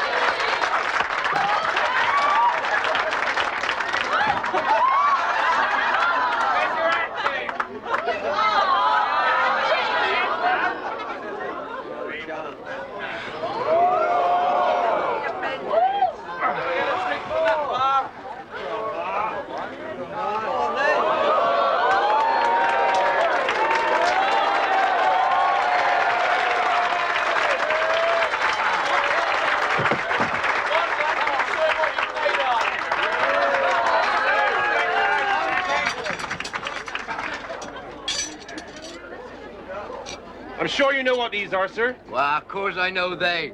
Horseshoes.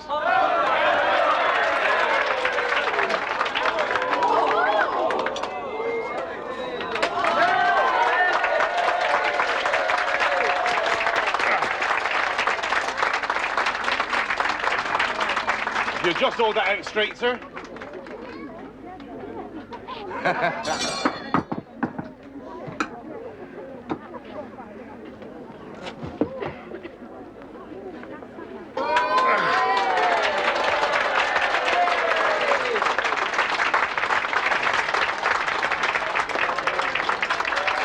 I'll offer £5 to anyone that can straighten them out.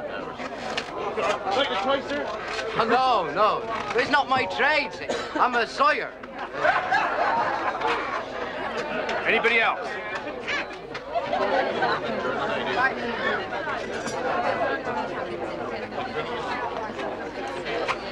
I've got a lover's knot there, haven't I?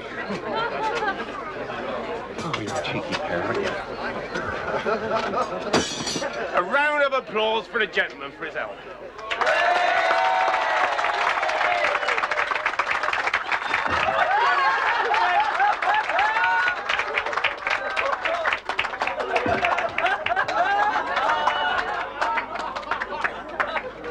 Thank you, sir, for being such a good sport.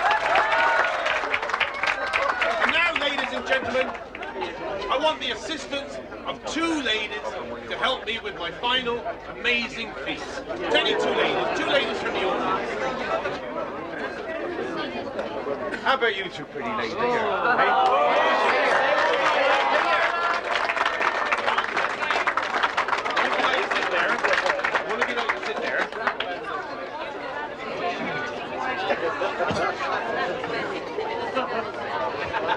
What I want you to do is put the loot under your buttons. Don't worry, my dears, you're perfectly safe. Don't get worried. All right?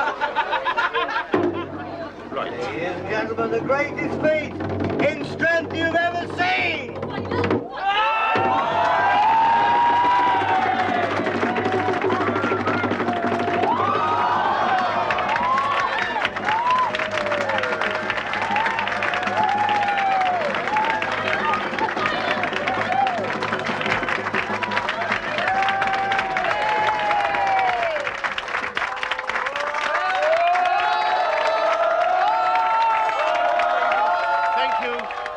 Concludes the performance for today.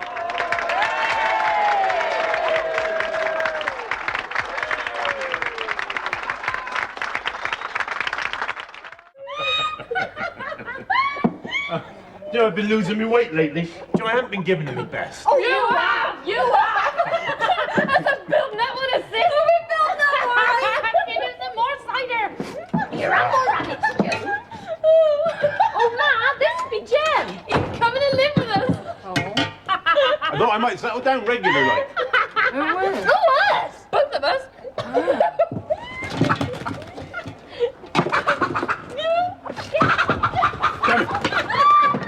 where? Well, we sleeps all over. And who sleeps in there? Since Smut's been home in. I think it's best Smut slept out here. Be more private like. And you two can take it in turns. Which of you sleeps on the bench? You ain't got the bed tonight. Oh, sis. Tell you what I'll do then. Promise. Well, just don't sit there. Start moving Smut's things out. Come on. Oh, my yes. I won't be bothering you, ma'am. I'm sure you agree. Wouldn't be decent me sleeping here with your daughters and Smut in the same room.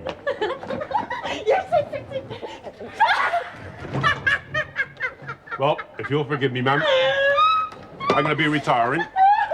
It's been a tiring day. Just been one performance after another.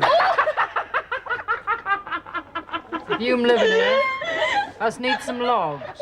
You're wicked, you Aunt Jen. Come on, help me. Come on, Jen. Come on, my love.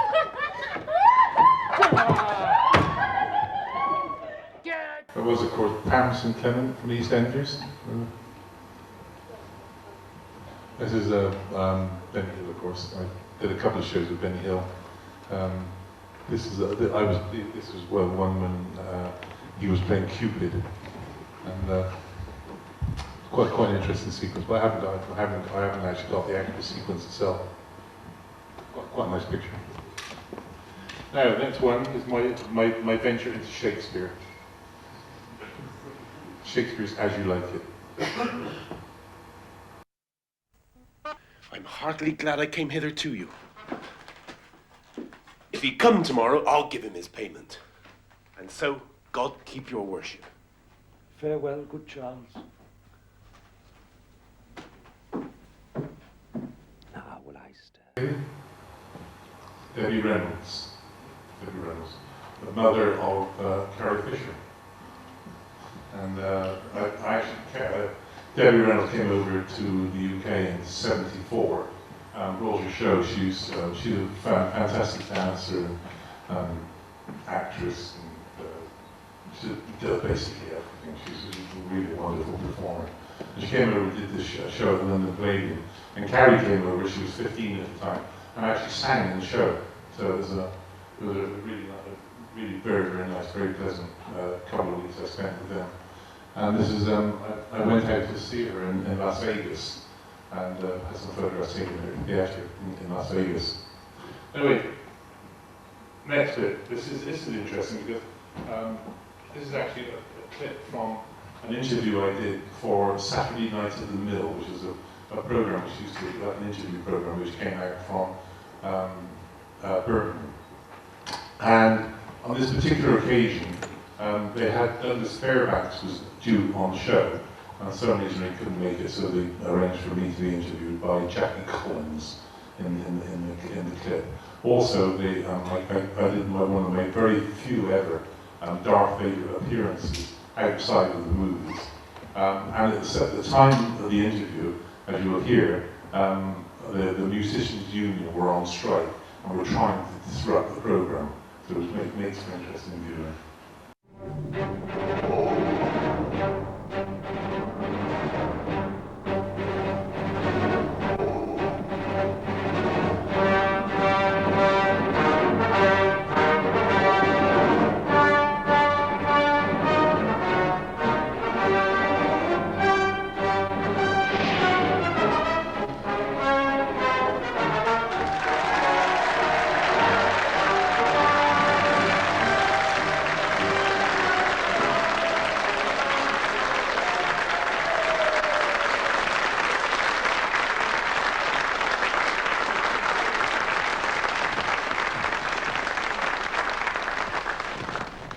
These are not members of the Musicians Union. This is Darth Vader, the villain from the film Star Wars and The Empire Strikes Back, who is our guest tonight, or at least the man beneath the mask is Dave Prowse. Later on, he'll be telling us about the 7-stone weakling who became an international weightlifting champion. 7-stone weakling.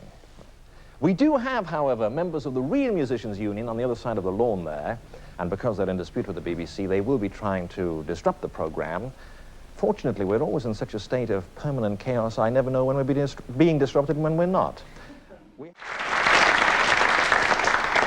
He's Darth Vader, he's Baron Frankenstein's monster, He's been one of the most fearsome figures in many horror films, and yet he's also the Green Cross Code Man.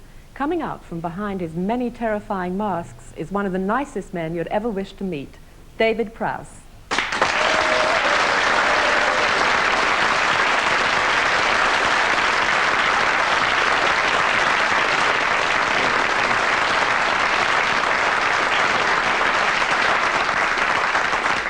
You know, when I told my children that I wasn't going to be talking to Douglas Fairbanks tonight, that instead I was going to be talking to you, they were absolutely thrilled. They said, Darth Vader?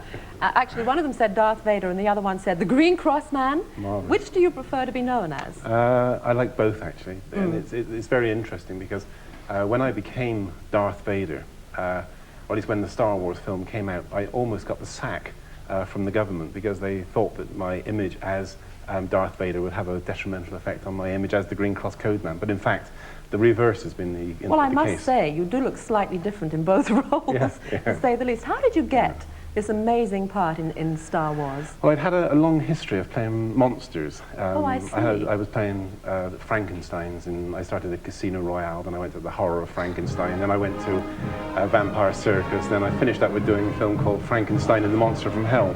And I think George Lucas had seen these pictures and wanted somebody very big and physical for the part in Star Wars.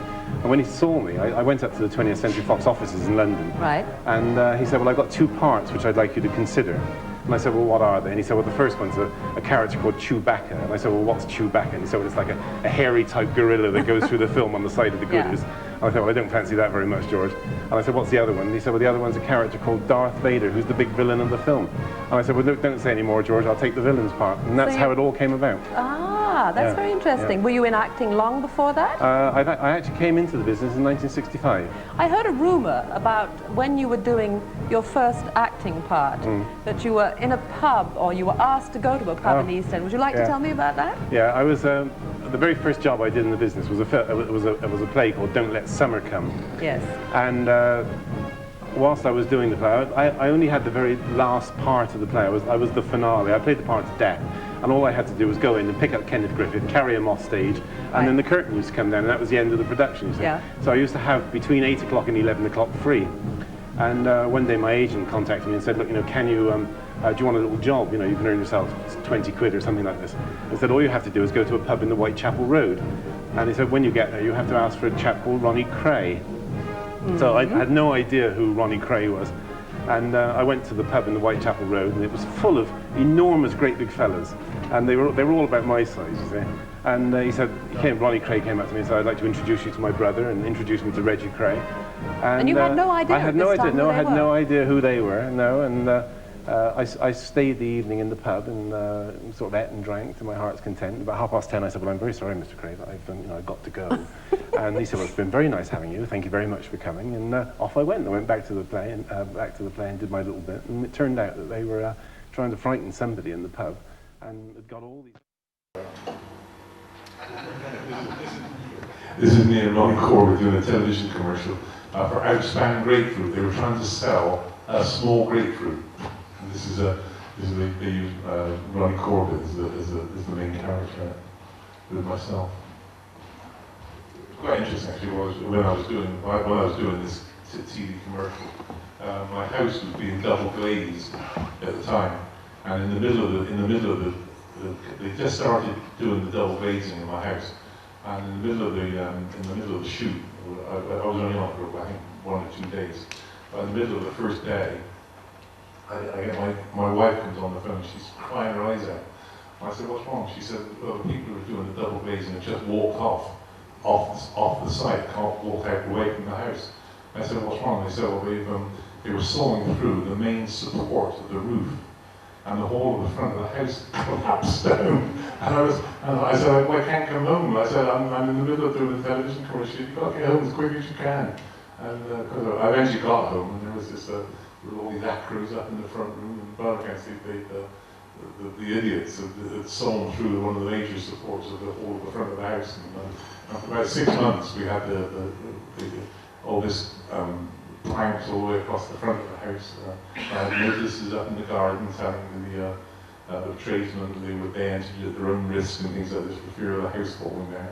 And eventually I actually got help from Esther Ransom, who had a program going on at the time.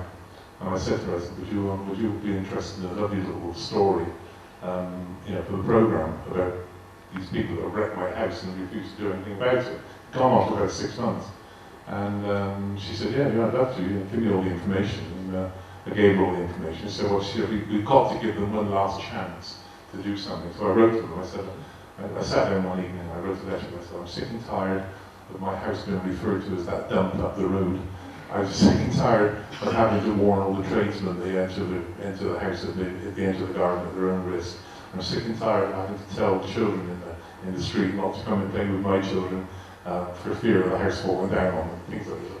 And I said, and if you don't reply per return of post, I'm going to put the whole matter in the hands of Esther Ransom for That's Life programs. Per return of post. They admitted full responsibility. They turned up and they had a side meeting at the house like 2 days later, where about 17 people turned up at the side meeting, and they replaced the whole of the front of the house for me. And that was the strength of Esther Ransom. Sounded like a song. Yeah. Right, this is my favourite bit of the lot. You'll see what I mean.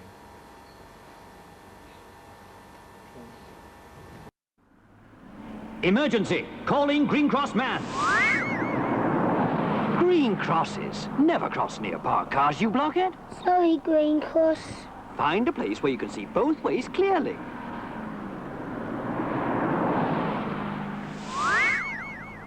Great! You're well away from parked cars here. Okay, now cross properly. Every time you cross the road, always use the Green Cross code. Emergency! Calling Green Cross man! Green crosses.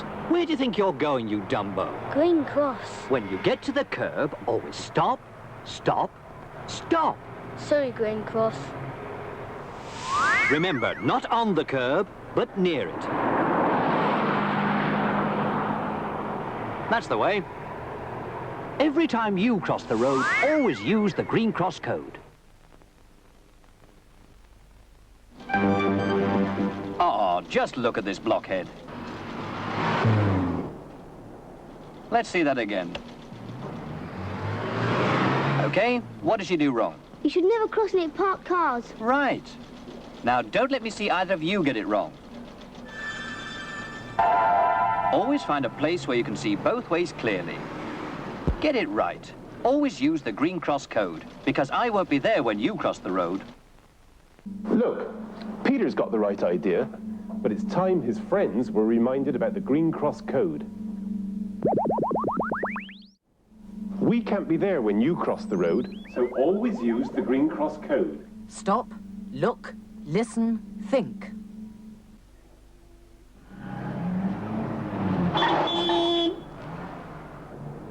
Look, it's Green Cross man. Looks like you two need a lesson in crossing the road. My little friend is going to show you how. First, find a safe place to cross. Here? A safe place away from parked cars, where you can see the road is clear and drivers can see you. Stop near the curb, but not too close. Look all around and listen for traffic. If traffic is coming, let it pass. When there is no traffic near, walk straight across, looking and listening all the time. We won't be there when you cross the road, so always use the Green Cross code.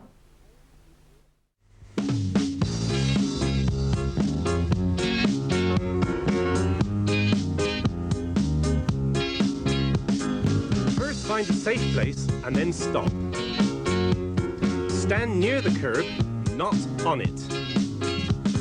Look all around for traffic. And if traffic is coming, let it pass. When there is no traffic coming, walk straight across. Looking and listening as you cross. Stop, look, listen, and think. Stop, look, listen, and think.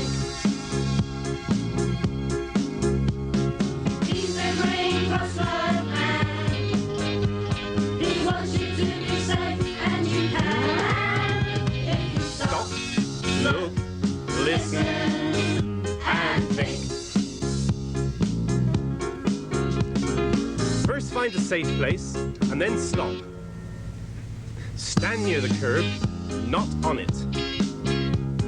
Look all around for traffic. And if traffic is coming, let it pass. When there is no traffic coming, walk straight across. Looking and listening as you cross. Stop, look, listen, and think. He's the green crossroad man. He wants you to be safe, and you can. If you stop, look, listen, and think. Stop, look, listen, and think. Stop, look, and listen, and think.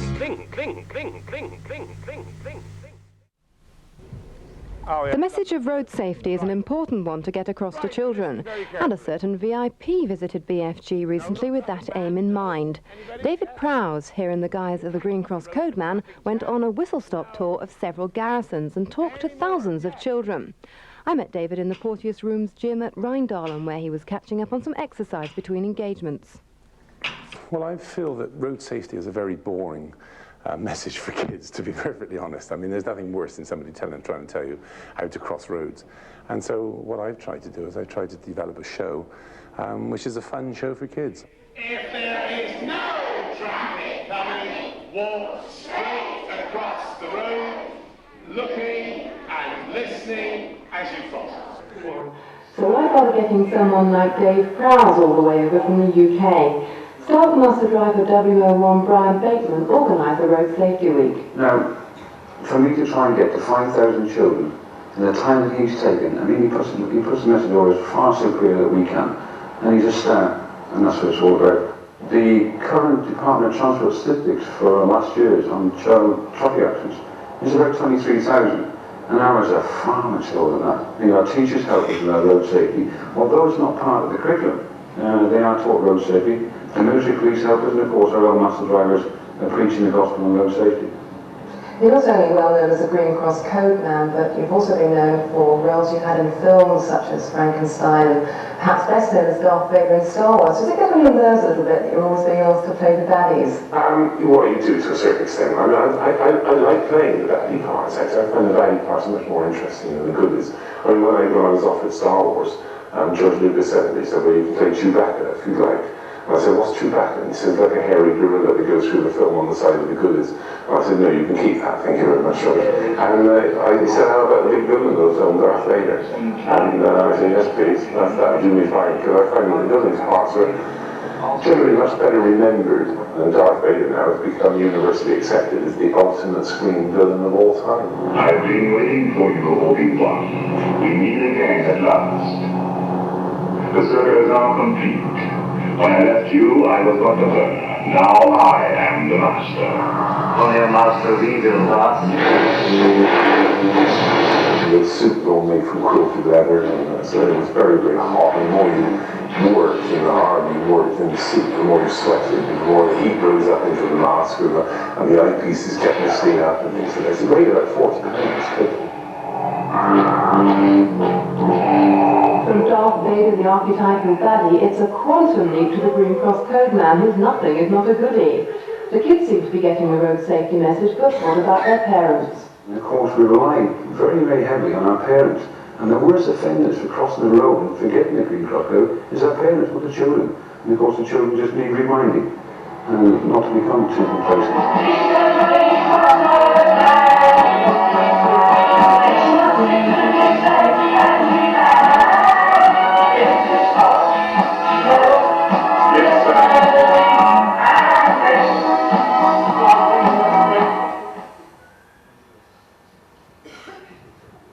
Probably all know these, well, two of them, you know, Frank Skinner and David Bedell, and in the middle is Jerry Francis, who was manager of Tottenham Hotspur Football Club at the time.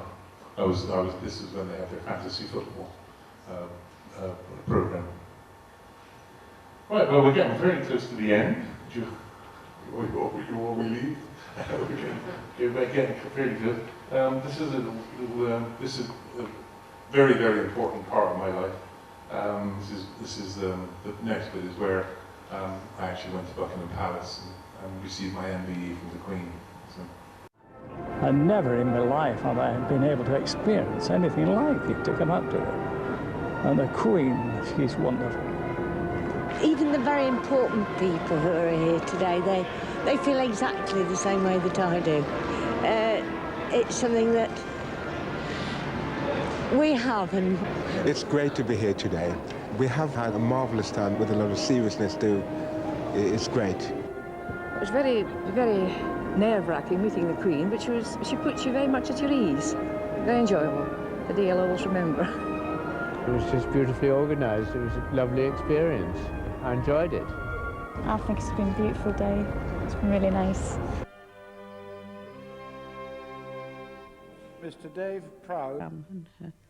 All the things that they've done, and they all have different reactions. They all can tell you something different. And if you ask the right questions, or if you know a little bit about what happens there, you can always, it is always different. Some of them are very cleverly discovered, you know. I think that's very important. The system does discover people who do unsung things, you know,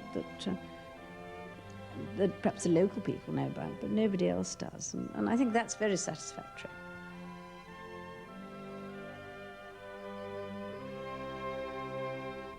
Mr. Dave Prowse for services to charity and to road safety.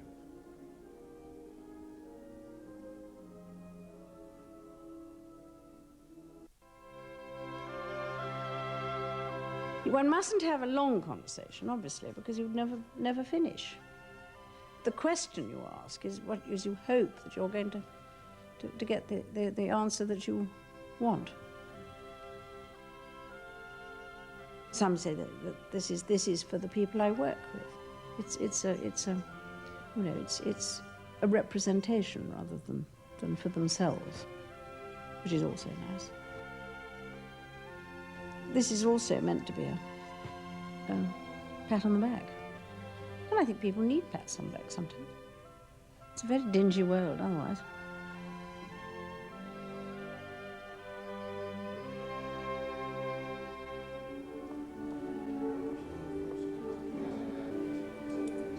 Each investiture ceremony lasts a little over an hour and brings together not only those whose efforts may be well known to us all, but also those who... This is maybe John. Thank you very much. Thank you. This is John Rhys Davis from Lord of the Rings. Very, very, very, very busy actor at the moment. He does loads and loads of sci-fi conventions. But he's always working. He's one of the busiest actors I've ever come across. And now we're getting almost to the end of the show. This is somebody said to me earlier on. They said, is it almost compulsory for you to lift somebody in every episode, everything that you've ever done? And I said, well, I just seem to have done it in all the television shows and programs that I've done. I'm always asked to pick somebody up. So this is just a little compilation. Where, as I said, we'll. You're simply the best.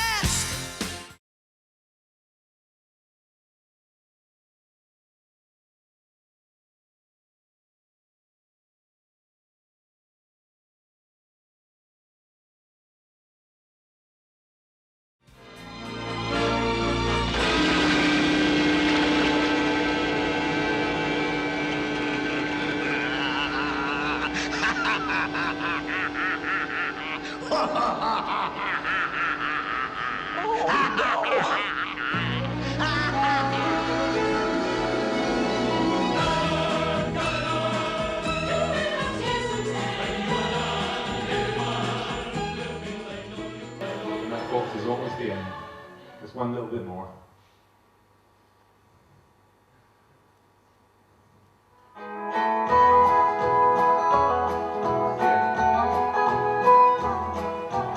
It's been something seeing you again. spending. It's been so good to be around.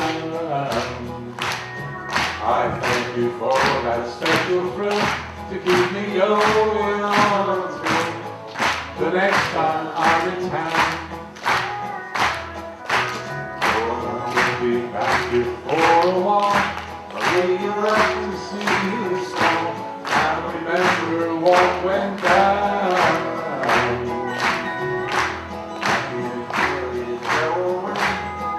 I'll see you around the next time I'm in town. All I can say, folks, is thank you very, very much for a great evening. I thoroughly enjoyed it.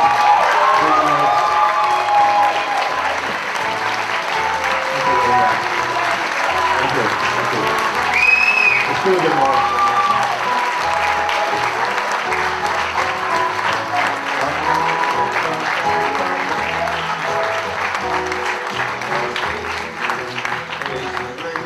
Across the railroad diamond chain, once again I'm homeward bound. There's one thing I promise you, there's another rendezvous the next time I'm in town. It's been something seeing you again, and in the time we had to spend, it's been so good to be around. I thank you for that special thrill to keep me going on until the next time I'm in town. You again, and in this time we've had to spend, it's been so good to be around. I thank you for that special thrill to keep me going on until the next time I'm in town.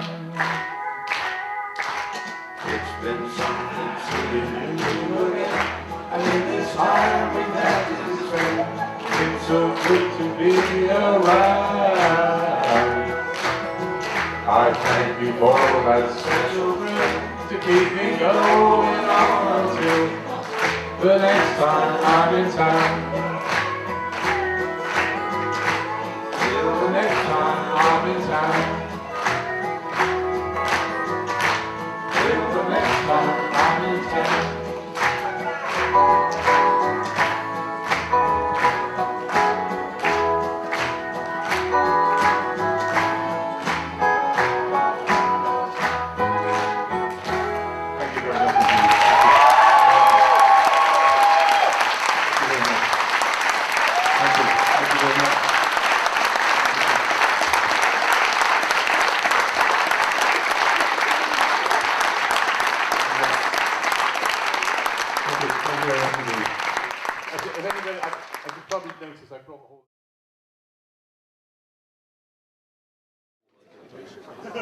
Hello. What did you think?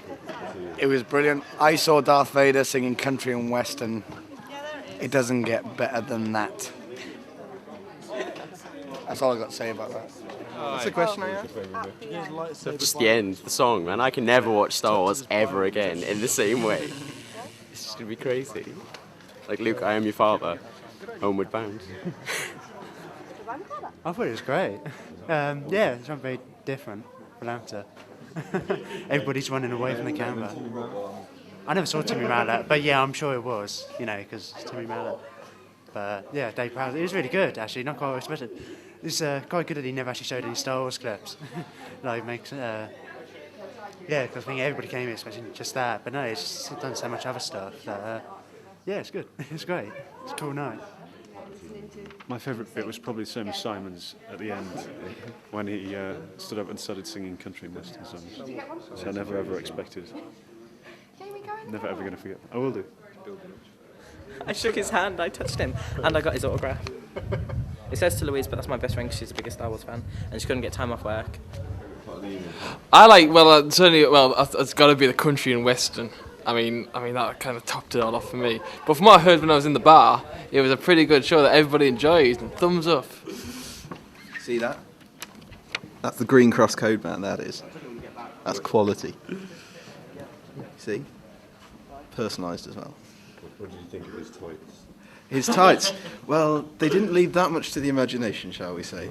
But at least he hasn't got anything to worry about in that department. What was your favourite part of the evening? When you thought I was a girl, that was pretty awesome, I have to admit. It's like Princess Deva or something. What did you think of his Green Cross Code time? Oh, that was actually quite beautiful. Green Cross Code song was just, it's a future number one, I think. Or maybe a past number one, somehow. It's pretty damn good.